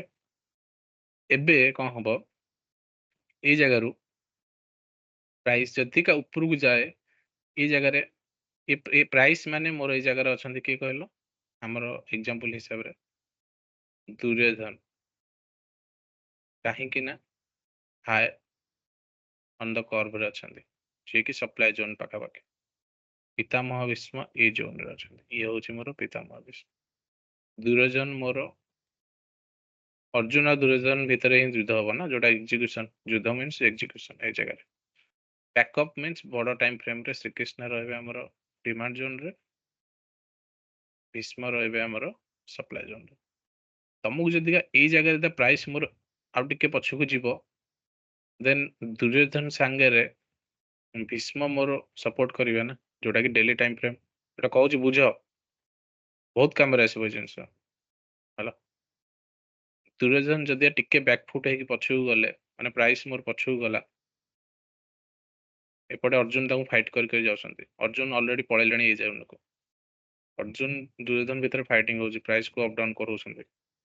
ହେଲା। ଅର୍ଜୁନ ବି ପହଞ୍ଚିଗଲେଣି ଏଇ ଜାଗାରେ, କିନ୍ତୁ ତାଙ୍କୁ ବ୍ୟାକଅପ୍ ଦେଲା ପିତାମହ ଭୀଷ୍ମ। ପ୍ରାଇସ୍ କଣ ହବ? ଡମ୍ପ କରି ଆସିଲା ଧୁମ୍ ସେ। କାରଣ ଏଇ ଜାଗାରେ ଶ୍ରୀକୃଷ୍ଣଙ୍କ ରୋଲ କିଛି ନାହିଁ, ଶ୍ରୀକୃଷ୍ଣଙ୍କ ସପୋର୍ଟ ନାହିଁ। ଶ୍ରୀକୃଷ୍ଣ କୋଉଠି ଅଛନ୍ତି? ଏଇ ଜାଗାରେ ଅଛନ୍ତି। କାରଣ ଡେଲି ଟାଇମ ଫ୍ରେମ ମୋର ଲୋକେସନ ରେ ଡିମାଣ୍ଡ ଜୋନ୍ ରହୁଛି ଏଇ ଜାଗାରେ। କ୍ଲିୟର ହେଲା ଧୀରେ ଧୀରେ। ମାନିଲିୟ ପ୍ରାଇସ୍ ମୋର ଏବେ ଆସିଲା, ସିଧା ଦୁମ ସେ ପିତାମହ ଭୀଷ୍ମଙ୍କ ସହାୟତାରେ ସିଧା ଶ୍ରୀକୃଷ୍ଣ ମାନେ କଣ ତାଙ୍କ ନା, ଦୁର୍ଯ୍ୟୋଧନ, ସେ ସିଧା ଅର୍ଜୁନକୁ ପେଲିକି ଆଣିଲେ ଏଇ ଯାଏ ସିଧା। ଏବେ ଆସିଗଲେ ବ୍ୟାକଅପ ରେ କିଏ? ଶ୍ରୀକୃଷ୍ଣ। ଏଇ ଜାଗାରେ ଦୁର୍ଯ୍ୟୋଧନ ଏକେଲା ଅଛି, କାରଣ ଏଇ ଜାଗାରେ ତାକୁ ଆଉ ପିତାମହ ଭୀଷ୍ମଙ୍କର ସପୋର୍ଟ ନାହିଁ। ଏଇ ଜାଗାରେ ପିତାମହ ଭୀଷ୍ମ ଏଇ ଜାଗାରେ ଅଛନ୍ତି। ଶ୍ରୀକୃଷ୍ଣ ଆଉ ପିତାମହ ଭୀଷ୍ମ କନଷ୍ଟାଣ୍ଟ ରହିବେ। ପ୍ରାଇସ୍ ଯୁଆଡେ ଅପଡାଉନ ହବ, ଅର୍ଜୁନ ଆଉ ଦୁର୍ଯ୍ୟୋଧନ ଭିତରେ ଫାଇଟିଂ ଚାଲିକି ପ୍ରାଇସ୍ ଅପଡାଉନ ହଉଛି ହେଲା। ସେଇ ହିସାବରେ ଯେତେବେଳେ ଏଇ ଜାଗାକୁ ଆସିଲା, କୃଷ୍ଣଙ୍କ ସପୋର୍ଟ ମିଳିଲା ତାଙ୍କୁ। ଓକେ, କୃଷ୍ଣଙ୍କ ସପୋର୍ଟ ଯେତେବେଳେ ମିଳିଲା, ତାମାନେ ଏମାନେ କଣ କରିବେ? ଏବେ ଦୁର୍ଯ୍ୟୋଧନକୁ ଉପରକୁ ପେଲିବେ। ଦେଖ ଚାଲିଲା, ବୁଝିହେଲା। ପ୍ରାଇସ୍ ଏକ୍ଜିକ୍ୟୁଟ ହେଲା, ମୋର ଡିମାଣ୍ଡ ଜୋନ୍ ଆସିଗଲା, ଷ୍ଟ୍ରେଙ୍ଗଥ ଆସିଗଲା। ତ ଡେଲିର ଟାଇମ ଫ୍ରେମ ର ଷ୍ଟ୍ରେଙ୍ଗଥ ଦେଖୁଛ କେତେ ଇଏ। ବଡ ଟାଇମ ଫ୍ରେମ ଯେତେବେଳେ ସପୋର୍ଟ ମିଳିଯାଏ ନା, ସେତେବେଳେ ପ୍ରାଇସ୍ କୁ ସିଧା ଅଫ୍ କରିଦିଏ। ଓକେ, ଏକ୍ଜିକ୍ୟୁସନ ହେଇଗଲା ମୋର ପେଣ୍ଡିଂ ଅର୍ଡର। ଏଇ ଯୋଉ ଶକ୍ତ ଧକ୍କାଟା ନା, ଏଇଟା ହିଁ ଆମକୁ ଦରକାର। ଆମକୁ ଏଇ ଜାଗାରେ ଏଣ୍ଟ୍ରି ନେବାର ଅଛି, ଏଇ ଜାଗାରେ ଏକ୍ଜିକ୍ୟୁଟ କରିବାର ଅଛି, ସିମ୍ପଲ। ତାପରେ ଧୀରେ ଧୀରେ ଧୀରେ ଧୀରେ ପେଣ୍ଡିଂ ଅର୍ଡର ଇଏ ହେଲା, ବ୍ରିଚ୍ ହେଇଗଲା। କାହିଁକି ବ୍ରିଚ୍ ହେଲା? କାରଣ ପେଣ୍ଡିଂ ଅର୍ଡର ମୋର ଏଠି ସବୁ ଏକ୍ଜିକ୍ୟୁଟ ହେଇଗଲା। ତ ଯେତେବେଳେ ଦେଖିବ ଗୋଟେ ଜାଗାରେ ବହୁତ ଟାଇମ ପଏଣ୍ଟରେ ବହୁତ ଟାଇମ ରହିଗଲାଣି ନା, ସେତେବେଳେ ଚାନ୍ସେସ୍ ଥାଏ ସେ ବ୍ରେକ୍ ହେଇଯିବାର। କାହିଁକି ନା, ଏଇ ଜାଗାରେ ମୋର ପେଣ୍ଡିଂ ଅର୍ଡର ସବୁ ଧୀରେ ଧୀରେ ଧୀରେ ଧୀରେ ସରିଯାଏ। କାରଣ ଶ୍ରୀକୃଷ୍ଣ ଆଉ ଅର୍ଜୁନ ଚାହିଁକି ବି ତାକୁ ନେଇ ପାରିଲେ ନାହିଁ। ତ ସେ କେସରେ ଏକା ହିଁ ଦୁର୍ଯ୍ୟୋଧନ ତାଙ୍କ ଉପରେ ଭାରି ହେଇ ପଡିବ। ହେଲା, ଆସିଲ ପୁଣି ଏଇ ଜାଗାରେ ଦେଖ ଆଉ ଗୋଟେ ଡେଲିର ଟାଇମ ଫ୍ରେମ୍। ଏଇ ଜାଗାରେ କେସରେ ଏଠି ବି ଶ୍ରୀକୃଷ୍ଣ ଅଛନ୍ତି। ଆଉ ଗୋଟେ ଯେତେ ବଡ ବଡ ଟାଇମ ଫ୍ରେମ ଯେତେ ଯୋଉ ଜାଗାରେ ସେତେ ଶ୍ରୀକୃଷ୍ଣ ରହିବେ। ଏଇ ଜାଗାକୁ ଆସିଲା ଯେତେବେଳେ ପୁଣି ତାକୁ ସପୋର୍ଟ ମିଳିଗଲା ଅର୍ଜୁନକୁ, ପୁଣି ଚାଲିଲା। ତ ସେଇ କେସରେ କଣ ହବ? ଇଏ ମୋର ଗୋଟେ ସପ୍ଲାଇ ଜୋନ୍ ଫର୍ମେସନ ହେଇଯାଇଥିଲା ଏଇ ଜାଗାରେ, ପୁଣି ପ୍ରାଇସ୍ ଏଇ ଜାଗାରୁ ଡମ୍ପ ହେଲା ଆଉ ଥରେ। କିନ୍ତୁ ମୋର ଷ୍ଟ୍ରେଙ୍ଗଥ ଏତେ ଅଛି ଏଇ ଜାଗାରୁ, ପ୍ରାଇସ୍ ଚାଲିଲା। ତମକୁ ଯୋଉ ଫାଷ୍ଟ ରିଆକ୍ସନ ଟା ହବ, ସେଇଠି ଟ୍ରେଡ ନେଇକି ଏକ୍ଜିକ୍ୟୁଟ କରିବାର ଅଛି, ଆଉ ନିଜ ପ୍ରଫିଟ ଇଏ କରି ନେବାର ଅଛି। ଏଟା ଦେଖ, ଏଇଟା ଗୋଟେ ମୁଁ ବ୍ୟାଙ୍କ ନିଫ୍ଟିର ଏକ୍ସାମ୍ପଲ ଦଉଛି। ତମେ ଷ୍ଟକ୍ କେସ୍ କୁ ଯିବ ନା, ଷ୍ଟକ୍ ଜବରଦସ୍ତ ମାନେ କାମ କରେ ଏସବୁ ଜିନିଷ।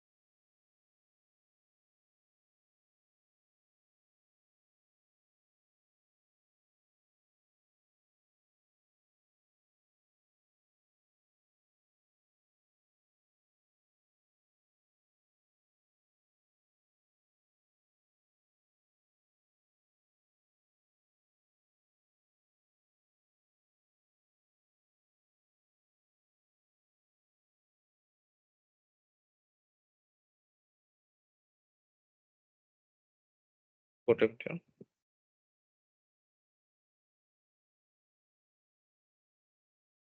ପରଫର୍ମାର ଦେଖ, ଯୋଉ ଜିନିଷଟା ବୁଝିବାକୁ ଚେଷ୍ଟା କରୁଛି, ଟିକେ ଟ୍ରାଏ କର ବୁଝିବା ପାଇଁ। ଆରାମ, ବହୁତ ଇଜିଲି ବୁଝି ହେଇଯିବ। ଡିଲିଟ କରିଦଉଛି, କେବଳ ମାର୍କିଂ ଥିଲା। ଏବେ ମନ୍ଥଲିର ଟାଇମ ଫ୍ରେମକୁ ଯିବା। ଦେଖିବା, ଯେତେ ବଡ ଟାଇମ ଫ୍ରେମ ଯିବ ନା, ସେତେ ବଢିଆ ଇଏ ଆସିବ। ଦେଖ, ମନ୍ଥଲିର ଟାଇମ ଫ୍ରେମରେ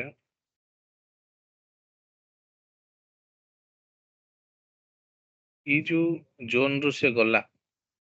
ତମକୁ କହିଛି ୱିଦାଉଟ୍ ବେସ୍ ବାଲା ଜୋନ୍ ଏଇଠୁ ମୋର ଷ୍ଟାର୍ଟ ହୁଏ, ଯୋଉଟା କି ଆସିକି ଏଇ ଜାଗାରୁ ଯାଇଛି। ତ ଏଇ ଜୋନ୍ ରେ ମୁଁ ଯେତେବେଳେ ଏକ୍ଜିକ୍ୟୁସନ କରିବି ସବୁବେଳେ ସ୍ମଲର ଟାଇମ ଫ୍ରେମ ରେ ମୋର ଏକ୍ଜିକ୍ୟୁସନ ରହେ। ମୁଁ ଦେଖି ମୋର ମାର୍କ କରିଦେଲି ଡେଲିର ହାୟର ଟାଇମ ଫ୍ରେମ ରେ ଲୋକେସନ ଏଟା କେବେ ଦେଖୁଛି ମନ୍ଥଲି ଦେଖୁଛି ନା। ତ ମନ୍ଥଲିର ଟାଇମ ଫ୍ରେମ ଏଟା ମନ୍ଥଲିର ଟାଇମ ଫ୍ରେମ ହିସାବରେ ମୋର ଡିମାଣ୍ଡ ଜୋନ୍ କୋଉଠି ଆସୁଛି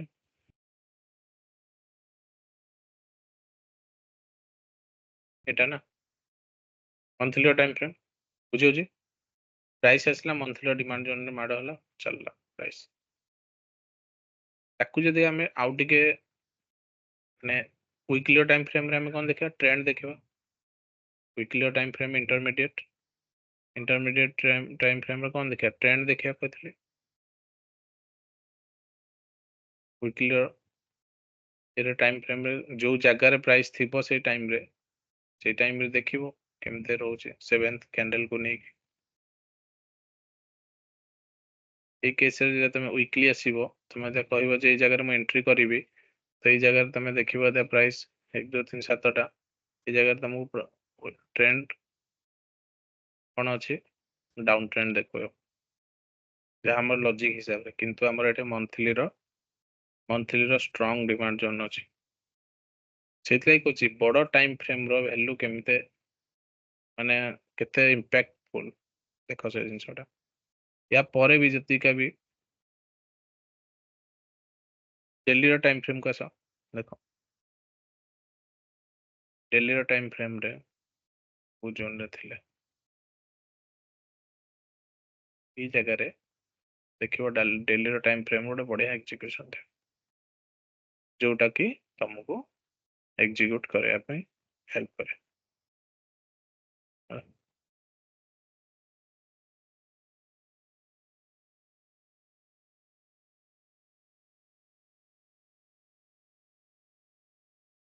ସୁବିଧା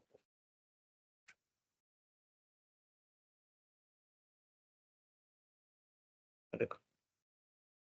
ଏଇ ଜାଗାରେ ପ୍ରାଇସ୍ ଦେଖ ତମକୁ ଏଠି ଏଇ ଜାଗାରେ ଯାହା ଦେଖିବ ଷ୍ଟ୍ରକ୍ଚର ସେତେ ଖାସ ଦେଖାଯାଉନି। ଷ୍ଟ୍ରକ୍ଚର ସେତେ ଖାସ ଦେଖାଯାଉଛି ଦେଖାଯାଉନି ନା। ମୁଁ ଯଦି ଆକୁ ମାର୍କ କରିବି କେମିତି ମାର୍କ କରିବି ନମ୍ବର ଅଫ ବେସ୍ କ୍ୟାଣ୍ଡେଲ ମୋ ପାଖରେ ଅଛି। ପ୍ରାଇସ୍ ଆସିଲା ମୋର ଡେଲିର ମନ୍ଥଲିର ଟଚ୍ ହେଇକି ଚାଲିଗଲା। କିନ୍ତୁ ଏଇ ଜାଗାରେ ଯଦି ଆଉ ଗୋଟେ ଅଛା ଖାସା ଗୋଟେ ମାନେ ରାଲି ବେସ୍ ଆଉ ରାଲି ହେଇକି ଚାଲିଥିବ ନା ଦେନ୍ ପ୍ରାଇସ୍ ମୋର ସେ ବେସ୍ ଯାଏଁ ଆସିବ ହିଁ ଆସିବ। ମୁଁ କହିବା କଥାଟା ବୁଝ। ମୋ କହିବା କଥା ଏଇଆ ଯେ ପ୍ରାଇସ୍ ଯେତେବେଳେ ତମର ବଡ ଟାଇମ ଫ୍ରେମ ରେ ଏଣ୍ଟ୍ରି କରେ ନା ସେ ପୁରା ବେସ୍ ଯାଏଁ ତାର ଅରିଜିନ ଯାଏଁ ଯାଏ। ଏଇଟା ଦେଖ ଡେଲିର ଟାଇମ ଫ୍ରେମ ୟାକୁ ଯଦି ମୁଁ ମାର୍କ କରିବି ମୁଁ ବେସ୍ କ୍ୟାଣ୍ଡେଲ ହିସାବରେ ବି ମାର୍କ କରିବି। ବେସ୍ କ୍ୟାଣ୍ଡେଲ ହିସାବରେ ମାର୍କ କଲେ ମୋର ଏତେ ବଡ ଟାଇମ ଫ୍ରେମ ହଉଛି ହେଲା ଏତେ ବଡ ଜୋନ୍ ହଉଛି କିନ୍ତୁ ମୋର ପ୍ରାଇସ୍ ମଝି ଯାଏଁ ଗଲା ନା ନାଇଁ ମଝି ଯାଏଁ ଗଲା କି ନାଇଁ ମଝି ଯାଏଁ ଗଲା ମିନ୍ସ କଣ ଏଇ ଯୋଉ ବେସ୍ କ୍ୟାଣ୍ଡେଲ ର ବଡିରେ ମାଡ ହେଲା କି ନାଇଁ। ସବୁ କେସରେ ତମେ ଦେଖିବ ବେସ୍ କ୍ୟାଣ୍ଡେଲ ର ବଡିରେ ଯାଇ ଟଚ୍ ହେଇକି ଆସିବ ହିଁ ଆସିବ ପ୍ରାଇସ୍ ସବୁ ଚାର୍ଟ ରେ ଦେଖିବ। ଏଇଟା ଜଷ୍ଟ ଏଇଟା ଖୋଲିଛି ବୋଲି ତ ମୁଁ ଦେଖଉଛି ରାଣ୍ଡମ କୌଣସି ବି ମାନେ ଗୋଟେ ବାର କରୁଛି ଦେଖ ଫୁଲ ଇଣ୍ଡିଆ ଏଇଟା ଗୋଟେ ହେଲା ଫୁଲ ଇଣ୍ଡିଆରେ ଏଇ ଜାଗାକୁ ଦେଖ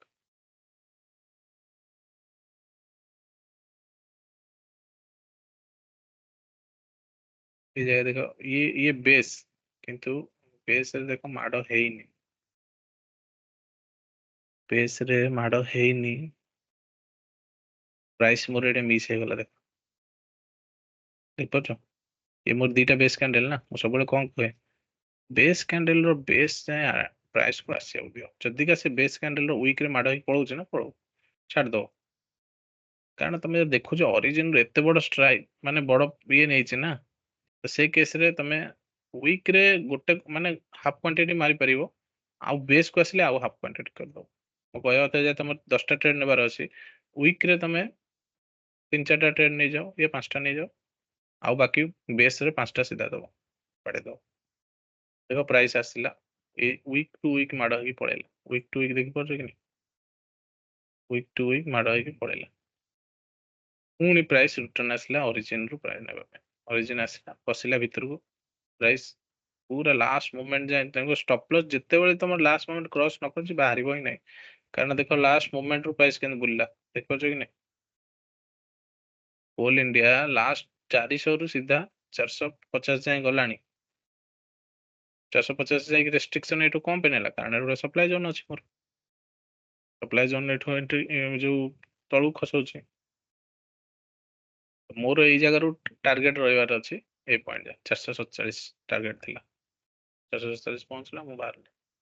नॉन लाइन मोर एई जगह एंट्री थिला केते 408 408 रु मोर स्टॉप लॉस थिला 408 पॉइंट रो स्टॉप लॉस किन देला मते केते 40 पॉइंट 1:5 कारण मु आगरे किसी सप्लाई जोन नाही देखि पाछो कि नहीं आगरे किसी सप्लाई जोन अछि कि नाही ना सीधा वेट करिवो सेतले गोटे जोड़े ट्रेड नियो एमिते डेली रो टाइम फ्रेम रे बेसी नहीं गोटे जोड़े कंटिन्यू नबो 100 टका 200 टका इन्वेस्ट करो तापर देखो केमिते तमर एग्जीक्यूशन टा परफेक्ट काम करूछ कॉन्फिडेंस टा बिल्ड अप करो फास्ट तापर देखिबो केमिते धीरे धीरे ए जिंसटा या हो बुझ पाछे कि नहीं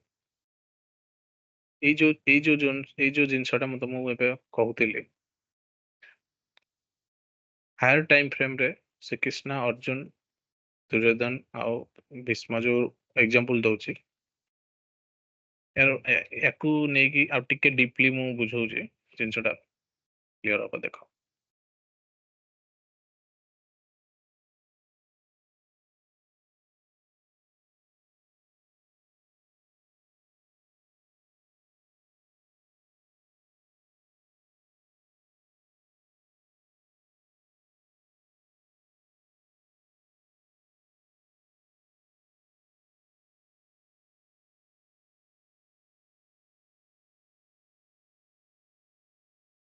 जो जिनसटा कहूतिली एबे हला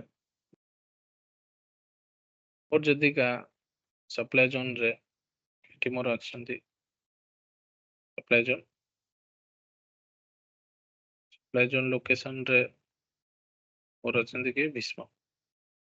ओके जोटा कि मोर कोन higher time frame okay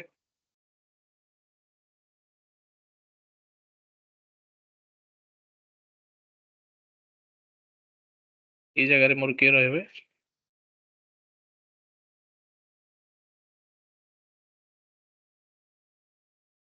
Duryodhan okay fighting के करछन दुर्योधन और अर्जुन ना ए जगह रहले मोर अर्जुन ए डिमांड जोन मोर ओके ए जगह रहले ये मोर हायर टाइम फ्रेम रो डिमांड जोन लोकेशन ये अछंती हमर श्री कृष्ण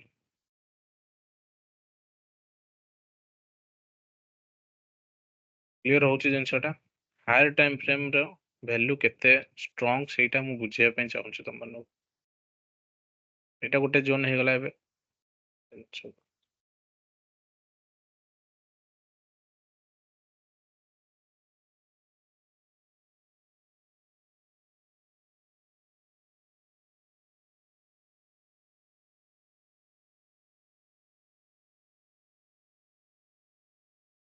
तुम भाबी नियो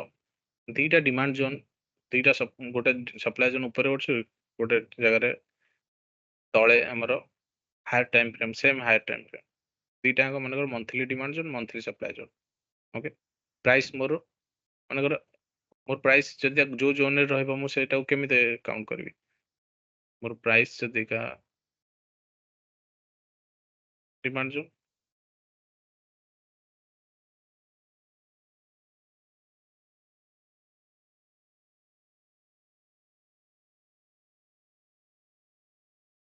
जोन रो ए जोन रो गोटे अछि ए जोन रो गोटे अछि ए जोन रो गोटे अछि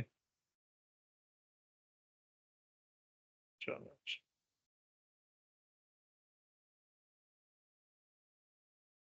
ए जोन तळे अछि ये जोन जो होची ये जोन मोर होची high on the curve supply zone कौन high on the curve ये जोन होची मोर equilibrium zone okay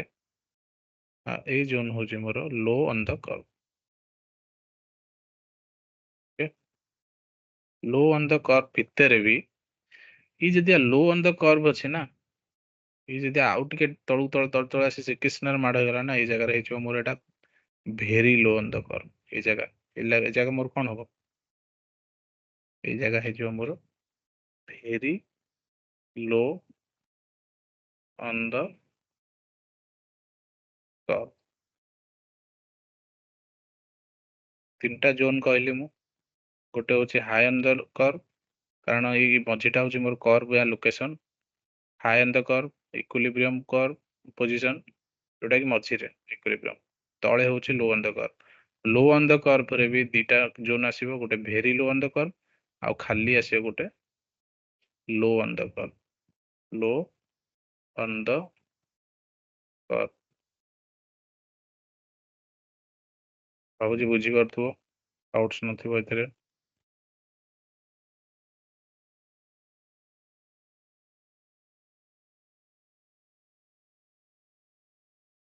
low on the curve 11 जाए जो जाए कहिछि सेही टाइप रो very high on the curve very high on the curve रहइबो के को जगह रे ए जगह रे ओके आओ ए जगह रे रहइबो only high on the curve price जिते बेले तुमर ओरिजिन पाखापाखि जाउथबो ना ओरिजिन माने तुमर हायर टाइम फ्रेम रो पाखापाखि से बहुत डीप जाउछ ता माने से जगह रो अधिक चांस बुलिबार एटा कहउ चाहछु तुमर जदि प्राइस मन कर दुर्योधन अच्छी दुर्योधन केस ए जगह रे मन कर अर्जुन अभिनय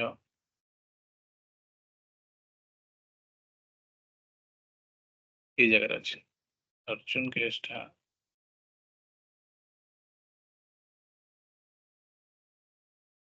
अच्छे ये जगह मानि नियो एबे से कोड अच्छे एबे price more high on the curve अच्छी तो चांसेस सेटे कौन ना प्राइस मोर तलक आसे कारण सप्लाई जोन रो पाखापाखि अच्छे मैक्सिमम चांस थाए एटू प्राइस तलक आसे कारण ये जदिका भी आउ टिके एंट्री करी जाउथबो ना ये जगह जते बेले टच होला ना धूम से तलक आसे आ जदिका को केस रे मन कर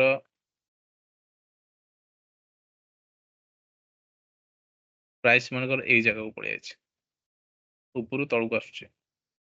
एंड तले आम गोटे भल डिमांड जोन अच्छे जो जगह ये अच्छे फाइटिंग तांका भीतर होउछ ना ये फाइट करिक ताको ये लो ऑन द कर्व रे थिबो ना जदि प्राइस टच होता है सब वेट करिवो very low on the curve रे हायर टाइम फ्रेम रो ये माड़ होवार अच्छे बुझे जो थे कि तुमको प्राइस माने मूवमेंट स्ट्रांग मूवमेंट दो आ जिते बड़े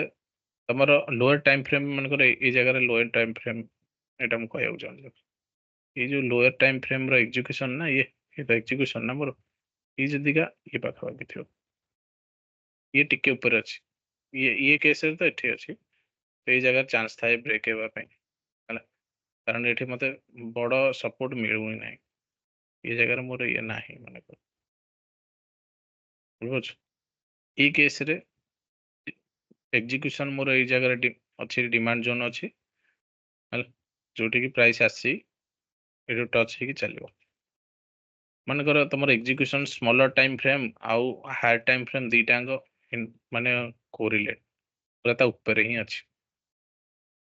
ता ऊपर ही अच्छी बुझ लिभि जाउछ लोकटा ता ऊपर अच्छी ये जगह स्ट्रांग रिएक्शन दबो स्ट्रांग आसिक एंट्री कर माने करू करू तुम एंट्री करियो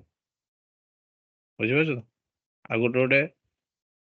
गोटे एग्जांपल देखिबो तमरो हायर टाइम फ्रेम संगे एग्जीक्यूशन स्मॉलर टाइम फ्रेम रो एग्जीक्यूशन भी सेही भितर ही थिबो ଏ ଜାଗାରେ ଆହୁରି ଜବରଦସ୍ତ ମୁଭ୍ ଦେବ। ଓକେ, ତ ମୁଁ କହିବା କଥା ଏଇଆ ଯେ କନଫିଡେଣ୍ଟଲି ଏ ଜାଗାରେ ଟ୍ରେଡ୍ ନବ, କନଫିଡେଣ୍ଟଲି ଏ ଜାଗାରେ ଏଇ ସବୁ ଜୋନ୍ରେ ଯେତେବେଳେ ପ୍ରାଇସ୍ ଆସୁଥିବ, କାରଣ ଦୁର୍ଯ୍ୟୋଧନ ସେ କେସ୍ରେ ଏଇ ପାଖାପାଖି ଆସୁଥିବ। ପ୍ରାଇସ୍ ଯୋଉଠି ମାନେ ସେଠି ଅର୍ଜୁନ ଦୁର୍ଯ୍ୟୋଧନ ଜାଗା ଥିବ। আর ସ୍ମଲର ଟାଇମ ଫ୍ରେମରେ ଯଦି ଆସେ ଏଇ ଯୋଉ ଜିନିଷଟା ସ୍ମଲର ଟାଇମ ଫ୍ରେମର ଏକ୍ଜିକ୍ୟୁସନ କରୁଛି, ଆଉ ଏଇଟା ବିଗର ଟାଇମ ଫ୍ରେମର ଏକ୍ଜିକ୍ୟୁସନ, ବଡଟା ଯୋଉଟା କହୁଛି higher time frame demand zone ହେଲା। ଏକ୍ସାମ୍ପଲ କେତେଟା କହୁଛି ଦେଖ।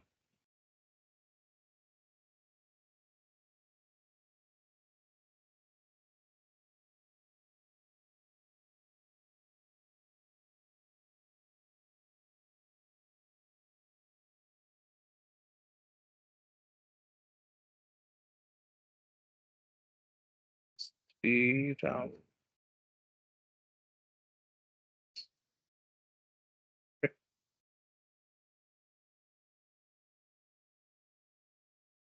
ୟାର ମନ୍ଥଲି ଟାଇମ ଫ୍ରେମ ଦେଖିବ, ଦେଖ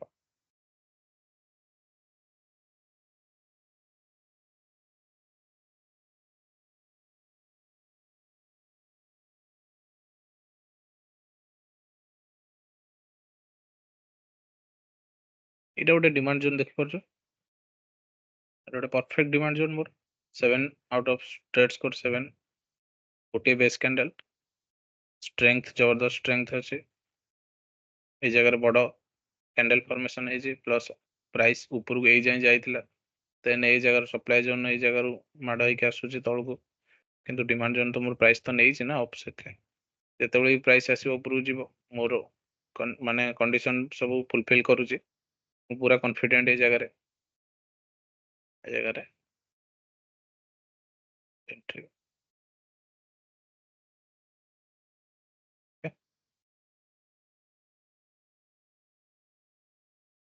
ହେଲା,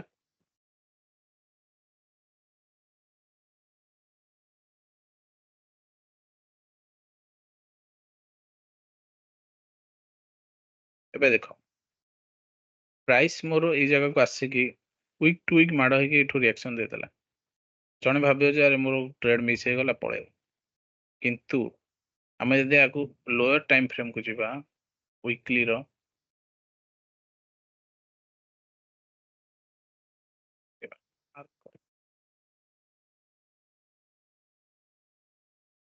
ଓକେ, ଆଉ ଏଇ ଜାଗାରେ ମାର୍କ କରେ ଲୋअर टाइम फ्रेम को ଯିବା,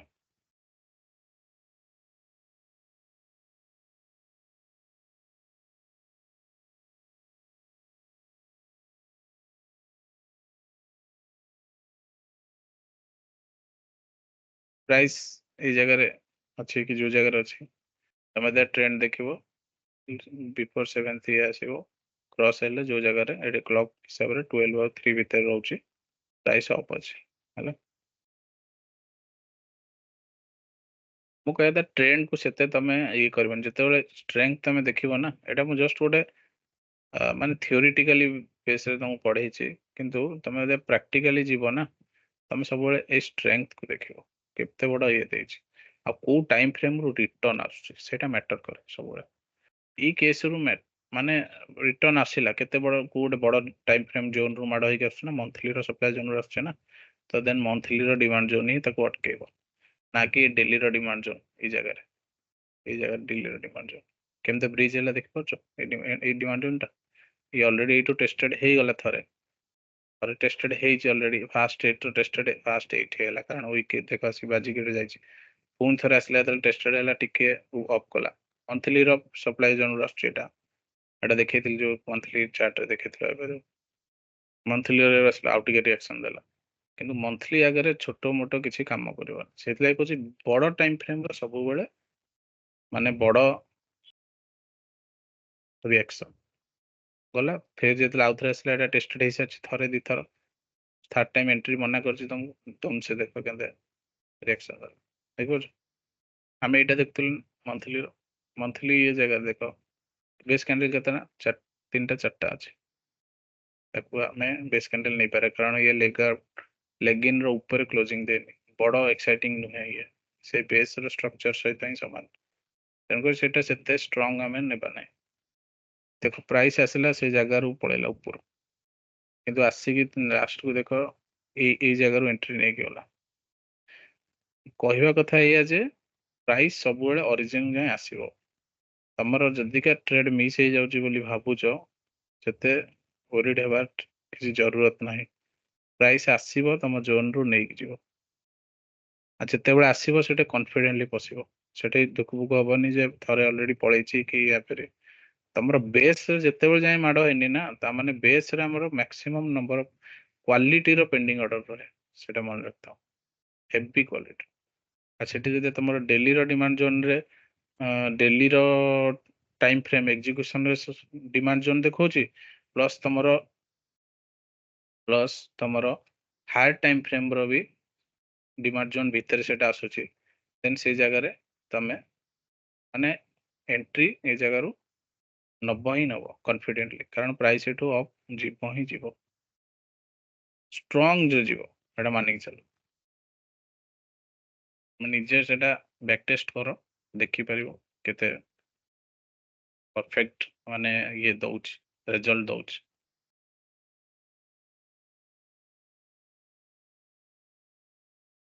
ସବୁ କେସରେ ତମେ ଦେଖ, ଯେତେବେଳେ ବି ବଡ ଟାଇମ୍ ଫ୍ରେମ୍ ରୁ ଯାଇଥିବ ନା, ଡେଲିର ଟାଇମ୍ ଫ୍ରେମ୍ ଦେଖ, ସବୁବେଳେ ପ୍ରାଇସ୍ ଆସିଛି ତଳ ଯାଏଁ ଆସିଛି, ଅରିଜିନ ରୁ ପ୍ରାଇସ୍ ନେଇକି ହିଁ ଯିବ। ସେ ଭଲେ ହିଁ ଛୋଟ ଟାଇମ୍ ଫ୍ରେମ୍ ରୁ ମଝିରେ ମଝିରେ ରିଆକ୍ସନ ନେଇଯିବ, ସବୁବେଳେ ଅରିଜିନ ଆସିବ। ସେଇଥିଲାଗି ତ କହୁଥିଲି ନା ସିମ୍ପଲ ପେଣ୍ଡୁଲମ୍, ପ୍ରାଇସ୍ ଯାଉଛି, ପେଣ୍ଡୁଲମ୍ ଯେମିତି ଉପରୁ ଏପଟ ସେପଟ ହଉଛି, ସେମିତି ପ୍ରାଇସ୍ ଅପ୍ ଡାଉନ୍ ହବ ହିଁ ହବ। ଓକେ।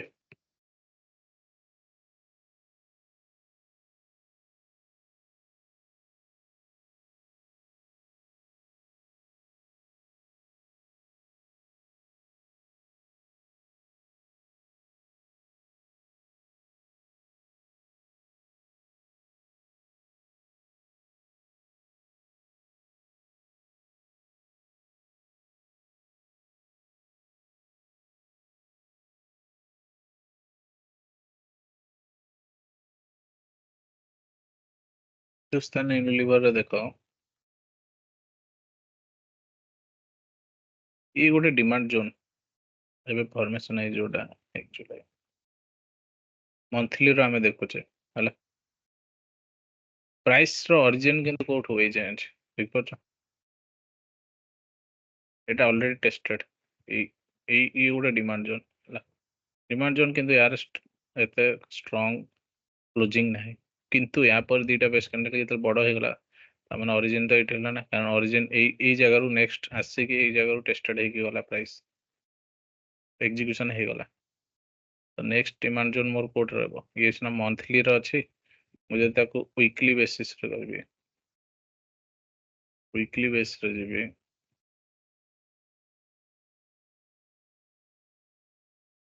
ଗୋଟେ ଡିମାଣ୍ଡ ଜୋନ୍ ମୋର, ଏବେ ପ୍ରାଇସ୍ ଦେଖ ୱିକଲି ବେସିସରେ ଯାଉଛି, ଏବେ ମୋର ପ୍ରାଇସ୍ ୟା ଭିତରକୁ ଆସି ସାରିଛି ହେଲା, ଏବେ ଚାନ୍ସେସ୍ ସେଇ ଜାଗାରୁ ମୋର ପ୍ରାଇସ୍ ଉପରକୁ ଯିବ। ମୋର ଚାହିଁଥିଲେ ବି ପ୍ରାଇସ୍ ବେସ୍ରେ ମାଡ଼ ହେଇକି ଏଠୁ ପଳେଇଥାନ୍ତା, କିନ୍ତୁ ମୋର ସେ ଲାଷ୍ଟ ମୁଭମେଣ୍ଟ ଯାଏଁ ଆସିକି ଏବେ ପଜିଟିଭ କ୍ୟାଣ୍ଡେଲ ଫର୍ମେସନ କରିଛି। ଏବେ ଦେଖ ନେକ୍ସଟ 2-3 ଦିନରେ କଣ ହଉଛି,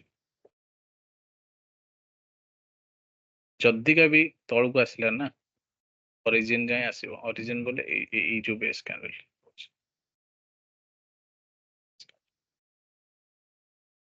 এইଠୁ ତ ପ୍ରାଇସ୍ ଯିବ ହିଁ ଯିବ, नो डाउट। ତେଣୁକରି ସବୁବେଳେ ପ୍ରାଇସ୍ ଅରିଜିନ ଯାଏଁ ଆସିବ ହିଁ ଆସିବ। ଟାଟା ଷ୍ଟିଲ୍ ଦେଖିବା,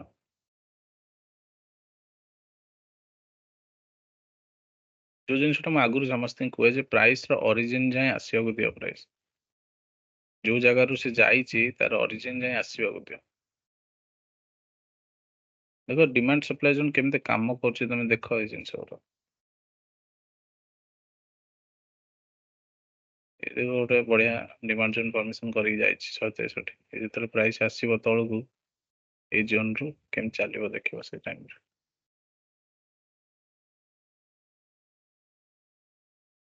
high on the curve equilibrium जोटा लास्ट क्लास रे पढ़ेଥିଲି एटा कोन सेल रो ना प्राइस देखो देखो लास्ट जोन जाए गला कि नहीं प्राइस प्राइस जीवो କିନ୍ତୁ stop loss hit କଲାନି ପ୍ରାଇସ୍ ଡମ୍ପ କଲା କି ନାହିଁ ପୁଣି ଏବେ ପ୍ରାଇସ୍ ଚାଲିଛି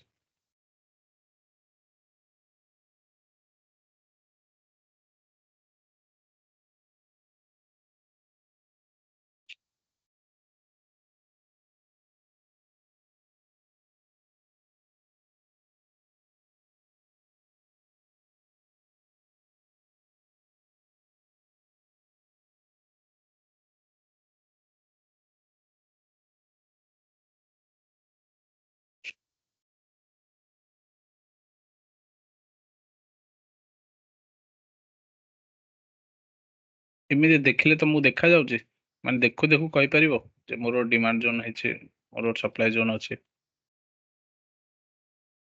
ଦେଖୁ ଦେଖୁ କହିପାରିବ କେତେବେଳେ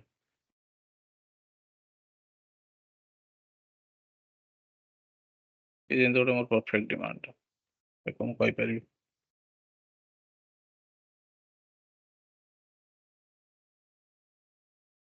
ଦେଖ ଏଇ ଜାଗାରେ এটা ଟ୍ରାପ୍ ଲେଭେଲ କାରଣ ତଳେ ଗୋଟେ ଡିମାଣ୍ଡ ଜୋନ୍ ଥିଲା ତଳୁ ଡିମାଣ୍ଡ ଜୋନ୍ ଚାଲିଲା ଏଇଟା ଆସିକି ଏଟା ଟ୍ରାପ୍ ଲେଭେଲ ପଡିଆ ये भी ट्रैप लेवल ରୁ ଆସିଲା ये ट्रैप लेवल ना तो प्रीवियस ଇଏର ଲୋରୁ ଗଲା ଯୋଉଟା ତମେ ଯଦି ୟାକୁ ଲୋଅର ଟାଇମ ଫ୍ରେମ୍ ଯିବ ନା ଏ ଜାଗାରେ ତମକୁ ଏକ୍ଜିକ୍ୟୁସନ ର ଡିମାଣ୍ଡ ଜୋନ୍ ଦେଖାଯିବ ଯୋଉଟା ଅର୍ଜୁନ ଏକ୍ଜାମ୍ପଲ ଦଉଥିଲି ଯୋଉ ଅର୍ଜୁନ ତା ତଳେ ଅଛି ତମର ବଡ ଟାଇମ ଫ୍ରେମ୍ ର ତା ତଳେ ବଡ ଟାଇମ ଫ୍ରେମ୍ ର ସପୋର୍ଟ ଅଛି କିନ୍ତୁ ଏଇ ଜାଗାରେ ଦେଖିବ ଛୋଟ ଟାଇମ ଫ୍ରେମ୍ ର ଥିବ ଆଗ ମାର୍କ କରିଦେବାରୁ ଏ ଜାଗାରେ ନିହାତି ଡିମାଣ୍ଡ ଜୋନ୍ ଥିବ ନହେଲେ ଏମିତି ରିଆକ୍ସନ ଦବନି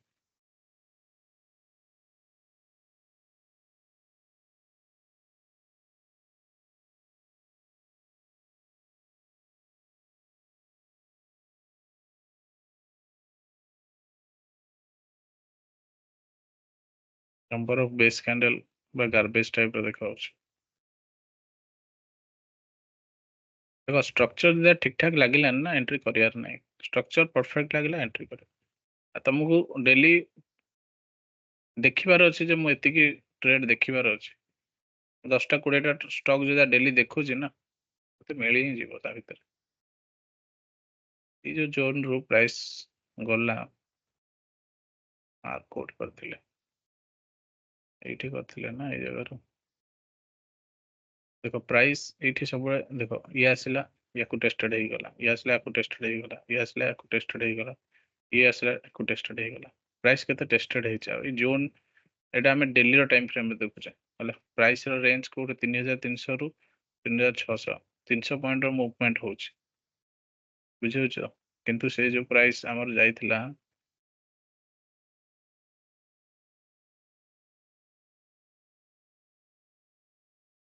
ପ୍ରାଇସ୍ ଏଇ ଜାଗାରୁ ବୁଲିଲା ନା ଏଇ ଜାଗାରୁ ବୁଲିଲା ନା ଏଠି ମୋ ଷ୍ଟପ୍ ଲସ୍ ହେଇଟ୍ ହେଲା ଏ ଜାଗାରେ ଏ ଷ୍ଟପ୍ ଲସ୍ ହେଇଟ୍ ହେଲା କାରଣ ଏତେ ବଡ ଏକ୍ସାଇଟିଂ କ୍ୟାଣ୍ଡେଲ ଥିଲା ଆଉ ଏଇ ଗୋଟେ ମନ୍ଥରେ ଦେଖୁଛ ପ୍ରାଇସ୍ କେତେ ବଡ ଫଲ୍ ଦେଇଛି ଫଲ୍ ଦେଇକି ପୁଣି ରିଆକ୍ସନ ନେଲା ଏ ଜାଗାରେ ଷ୍ଟପ୍ ଲସ୍ ହେଇଟ୍ ହେଇଛି ଜବରଦସ୍ତି ତ ଇଏ କରିବାନି ନା ଆମେ ଷ୍ଟପ୍ ଲସ୍ ହେଇଟ୍ ହେଇଛି ଷ୍ଟପ୍ ଲସ୍ ହେଇଟ୍ ହେଇଛି ମୁଁ ଭାବିଲି ଛୋଟ ଟାଇମ ଫ୍ରେମ୍ ରେ ଥିବ କିନ୍ତୁ ବହୁତ ଗାର୍ବେଜ ଅଛି କିନ୍ତୁ ସେଇ ଭିତରୁ ହିଁ ନେଲା କିନ୍ତୁ ଆମେ ୱେଟ୍ କରିଥାନ୍ତେ ଏଇ ଜାଗା ଆମର ଏଣ୍ଟ୍ରି ଥିଲା ଏଇ ଜାଗାରେ 32,62 କିନ୍ତୁ ସେ ଆସିନି ସେ ପରେ ନେକ୍ସଟ କେବେ ବି ଆସିଲା ସେ ଜୋନକୁ ନା ଏଇଠି ଟ୍ରାପ୍ ଲେଭେଲ ଏଇଟା ଗୋଟେ ଟ୍ରାପ୍ ଲେଭେଲ ଏବେ ଟ୍ରାପ୍ ଲେଭେଲ କ୍ରିଏଟ ହେଇଛି ଦେଖ ବଢିଆ ସେ ଏବେ ପ୍ରାଇସ୍ ଆସିବ ନା ସମସ୍ତେ ଏଇଠି ଷ୍ଟପ୍ ଲସ୍ ରଖିବେ କାରଣ ଏଠୁ ଏତେ ବଡ ପ୍ରାଇସ୍ ଦେନ୍ ଟିକେ ତଳକୁ ଆସିକି ଏଇ ଜୋନ ରୁ ସେ ଚାଲିବ ଏଇ ଯୋଉ କହୁନି 3266 ଏଟା ଟ୍ରାପ୍ ଲେଭେଲ ଯେତେବେଳେ ପଢେଇବି ସେତେବେଳେ ଦେଖିବ ସବୁ ଥିଓରିଟିକାଲି ମାନେ ୱାର୍କ କରୁଛି ଚାର୍ଟରେ ତମକୁ ସେଇ ହିସାବରେ ବାସ୍ ମାନେ ଫାଇଣ୍ଡ ଆଉଟ୍ କରିବାର ଅଛି ଯେ ଏକ୍ଜାକ୍ଟଲି କୋଉଠି ମାନେ କୋଉ ଥିଓରିକୁ ମତେ ସେଟ୍ କରିବାର ଅଛି ସମସ୍ତେ Nifty bank Nifty Priya and daily volatility बहुत रोचे आराम से इनकम सोर्स जनरेट करी हबो हमर सप्लाई डिमांड जोन हिसाब रे मु डेली एतरे करे ट्रेड मु मना करनी किंतु सेही लेवल रो एक्सपीरियंस तमरो आसीबार अछि सेही लेवल रो माने कॉन्फिडेंस फर्स्ट बिल्ड अप करो देन निफ्टी बैंक निफ्टी को एंट्री करिवो तापर ऑप्शन चार्ट रो जिते भी रहुची प्राइस केमिते देखो काली गोटे ट्रेड मु शेयर करथिल टेलीग्राम रे इंस्टाग्राम रे भी इस जगह देखो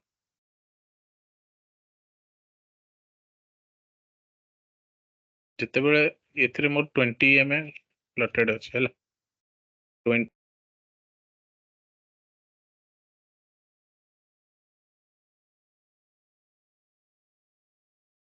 एम सब प्राइस को रेस्ट्रिक्ट करे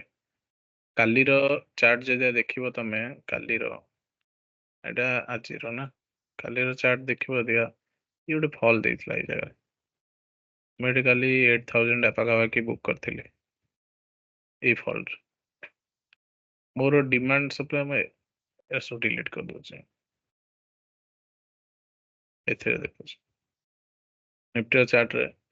15 मिनट टाइम फ्रेम रे हला एथिरे एटा 20 एमएस प्लॉटेड अछि समय हमर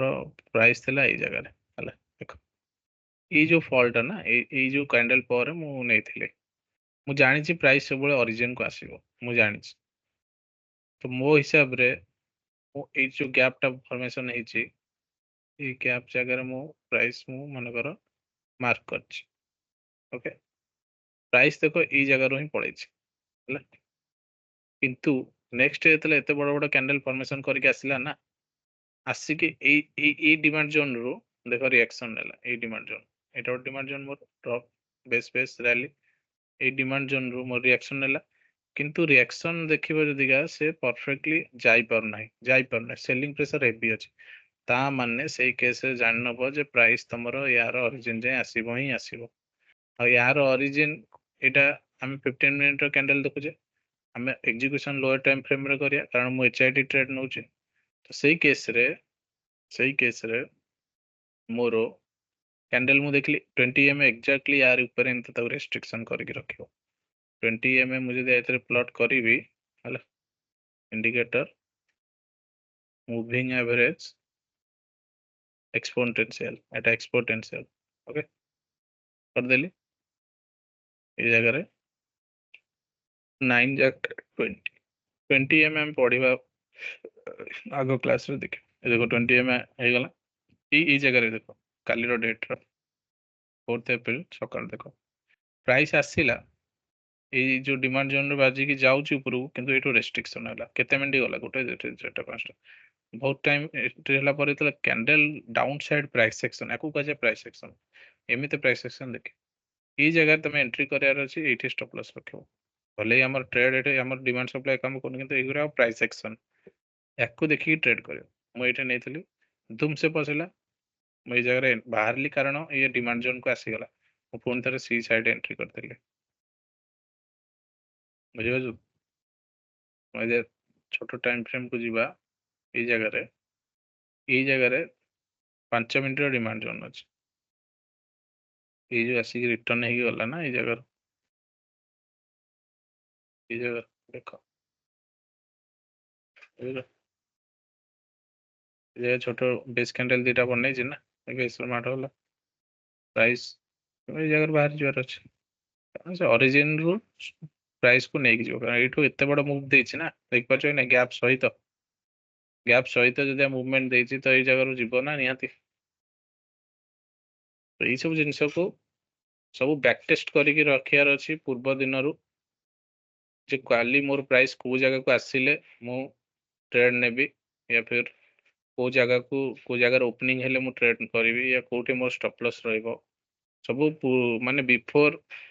गोटे दिन पूर्व तमे यदि एनालिसिस करके रहिथिबो ना देन तमे माने बढ़िया से एग्जीक्यूशन करि परिबो कहया कथा से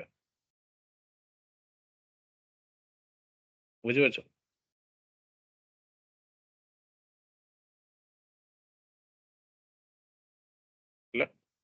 ଆଜିର ଟପିକ୍ ଯାହା ଥିଲା ଆମର ଯୋଉ ଲାଷ୍ଟ ଥିଲା higher time frame intermediate lower time frame ର ଏକ୍ଜିକ୍ୟୁସନ ସବୁ ଡିଟେଲ୍ସରେ କହିଛି ଲାଷ୍ଟ କ୍ଲାସରେ। ଆଜି ବି ଡିଟେଲ୍ସ ଆଉ ଥରେ କହିଦେଲି ଯେ ଆମର ବଡ଼ ଟାଇମ୍ ଫ୍ରେମ୍ର କ'ଣ ମହତ୍ଵ, ମାନେ ତାର କ'ଣ କୁହନ୍ତି ତା ଓଡ଼ିଆରେ, ତାର ଅବଦାନ କେତେ ଷ୍ଟ୍ରଙ୍ଗ ସେଟା ତମେ ଦେଖିପାରୁଥିବ। ବୁଝିପାରୁଛ କି ନାଇଁ? ପ୍ରାଇସ୍ ମୋର ଯେତେ ବି ଉପରୁ ଆସୁଥାଉ, ତମେ ଯଦିକା ବଡ଼ ଟାଇମ୍ ଫ୍ରେମ୍ର ସପୋର୍ଟ ରହୁଛି ଦେନ୍ କେତେ ବଢ଼ିଆ ରିଆକ୍ସନ ଦଉଛି big time frame support. Okay, ୟାକୁ ସବୁବେଳେ ମାନେ ଦେଖିକି ଏଣ୍ଟ୍ରି କରିବାଟା ବେଷ୍ଟ ହବ, କାରଣ ବିଗ୍ ଟାଇମ୍ ଫ୍ରେମ୍ର ସପୋର୍ଟ ଯୋଉ ଜିନିଷଟା ହଉଛି ସେଥିରେ ତମକୁ ତମର ଷ୍ଟପ୍ ଲସ୍ ହିଟ୍ ହେବାର ଚାନ୍ସ ବହୁତ କମ୍। ତା ଉପରେ ଯଦିକା low on the curve, very low on the କର୍ଭରେ ପ୍ରାଇସ୍ ଆସି ପହଞ୍ଚି ଯାଇଛି ଆଣ୍ଡ ବିଗ୍ ହାୟର ଟାଇମ୍ ଫ୍ରେମ୍ର ସପୋର୍ଟ ଅଛି, ଭଲ ଡିମାଣ୍ଡ ଜୋନ୍ ଅଛି, ସେ ଜାଗାରେ ପ୍ରାଇସ୍ ମୋର ରିଆକ୍ସନ ଏମିତି ଦବ ହିଁ ଦବ। ତାର ଏକ୍ଜାମ୍ପଲ ବି ବହୁତ ସାରା ଆମେ ଦେଖିଲେ, ମାନେ ବ୍ୟାକ୍ ଟେଷ୍ଟ କରିକି ଦେଖ, ଯେତେବେଳେ ଯୋଉଠି ବି ତମର ଡେଲିର ୟା ୱିକଲିର ବଡ଼ ଟାଇମ୍ ଫ୍ରେମ୍ର ଯୋଉଠି ବି ଡିମାଣ୍ଡ ଜୋନ୍ ଫର୍ମେସନ୍ ହେଇଛି ନା, ସେ ଜାଗାରେ ଯେତେବେଳେ ଛୋଟ ଟାଇମ୍ ଫ୍ରେମ୍କୁ ଆସେ ପ୍ରାଇସ୍ କେମିତି ରିଆକ୍ସନ ଦେଇଛି। ଏଇ ଜାଗାରେ ଦେଖ, ଇଏ ଗୋଟେ ତମର ଡିମାଣ୍ଡ ଜୋନ୍ କି ନାହିଁ? ଇଏ କ'ଣ ତମର ୱିକଲିର demand zone? Week to week mark କରିବି ଏମିତି, ମୁଁ ସବୁବେଳେ ବେସ୍ ଟୁ ବେସ୍ ମାର୍କ କରେ, କାରଣ ମୁଁ ବେସ୍ ଯାଏଁ ୱେଟ୍ କରେ। ମୁଁ ବେସ୍ରେ ଆସିଲେ ହିଁ ନେବି, ନହେଲେ ନାହିଁ, କାରଣ ବେସ୍ରେ ମୋର ମ୍ୟାକ୍ସିମମ୍ ପେଣ୍ଡିଂ ଅର୍ଡର ରହେ। ଇଏ ଆସି ୱିକ୍ ଟୁ ୱିକ୍ ଏ ଜାଗାରୁ ପଳେଇଲା, ଠିକ୍ ଅଛି, ଗଲା ଆସିଲା ପୁଣି ବେସ୍ରେ ଯେତେବେଳେ ଏଣ୍ଟ୍ରି ହେଲା ମୋର ଲୋ ଅନ୍ ଦ କର୍ଭ ଆସିଗଲା, ଯୋଉ ଏକ୍ଜାମ୍ପଲଟା ମୁଁ ତମକୁ କହୁଥିଲି ଏବେ, ଲୋ ଅନ୍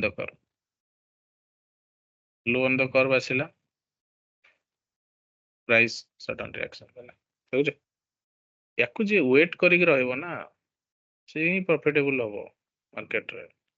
ତମର ଯେତେବେଳେ ଯାଏଁ ଜୋନ୍କୁ ଆସିନାହିଁ ତମେ ଟୋଟାଲି ଏଣ୍ଟ୍ରି କରିବ ହିଁ ନାହିଁ, ଆଉ ଯେତେବେଳେ ଆସିଲା ସେତେବେଳେ ପଛଘୁଞ୍ଚା ମାରିବନି, କାରଣ ଏଇ ଜାଗାରୁ ଏଇ ଜାଗା ଷ୍ଟପ୍ ଲସ୍ ତମର ଏତିକି ଷ୍ଟପ୍ ଲସ୍ ରଖିବ, ଏତିକି ଷ୍ଟପ୍ ଲସ୍ ରଖିବ, ଏଇ ଜାଗାରୁ କେମିତି ରିଆକ୍ସନ ଦେଲା ଦେଖୁଛ। ମାସକୁ 5-6ଟା ବି ଯଦି ଟ୍ରେଡ୍ ଏମିତି ଟାଇପ୍ର ମିଳୁଛି ନା, ସେତିକି କର, ଏନଫ୍। ଡେଲି ଟ୍ରେଡ୍ କରିବା କିଛି ଜରୁରତ ନାହିଁ। ଏଇ ଜାଗାରେ ଦେଖ ଡିମାଣ୍ଡ ଜୋନ୍, ଏଇ ଜାଗାରେ ଇଏ ଗୋଟେ କେତେ ବଡ଼ ରାଲି ଦେଇଛି, ବୁଝିପାରୁଛ? ପ୍ରାଇସ୍ ଏଇ ଜାଗାକୁ ଆସିଲା, ଗଲା ରିଆକ୍ସନ ଦେଲା, ଫିର୍ ବି ଡିମାଣ୍ଡ ତଳକୁ ଆସିଲା କି ନାହିଁ?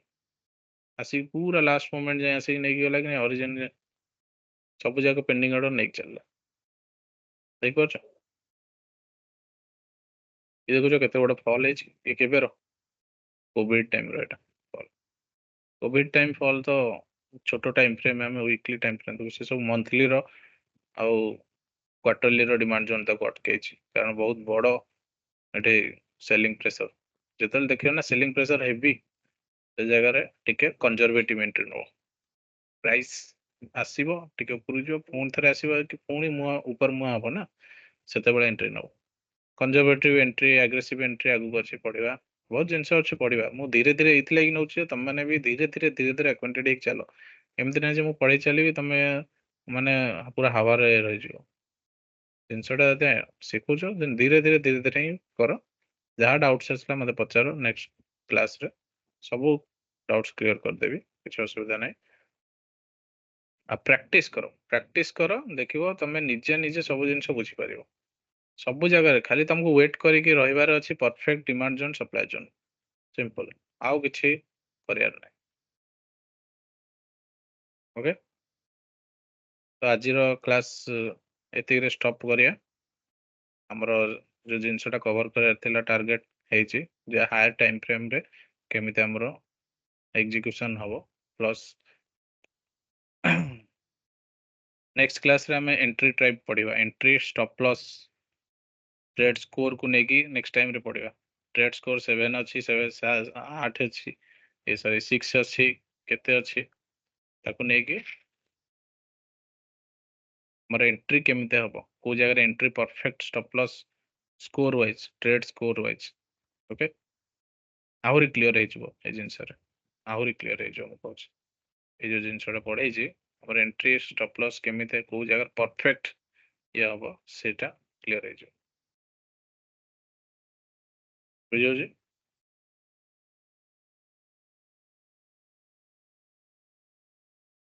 ଠିକ ଅଛି, ଆଜିର କ୍ଲାସ୍ ଏତିକିରେ ଷ୍ଟପ୍ କରୁଛେ। Okay, good night.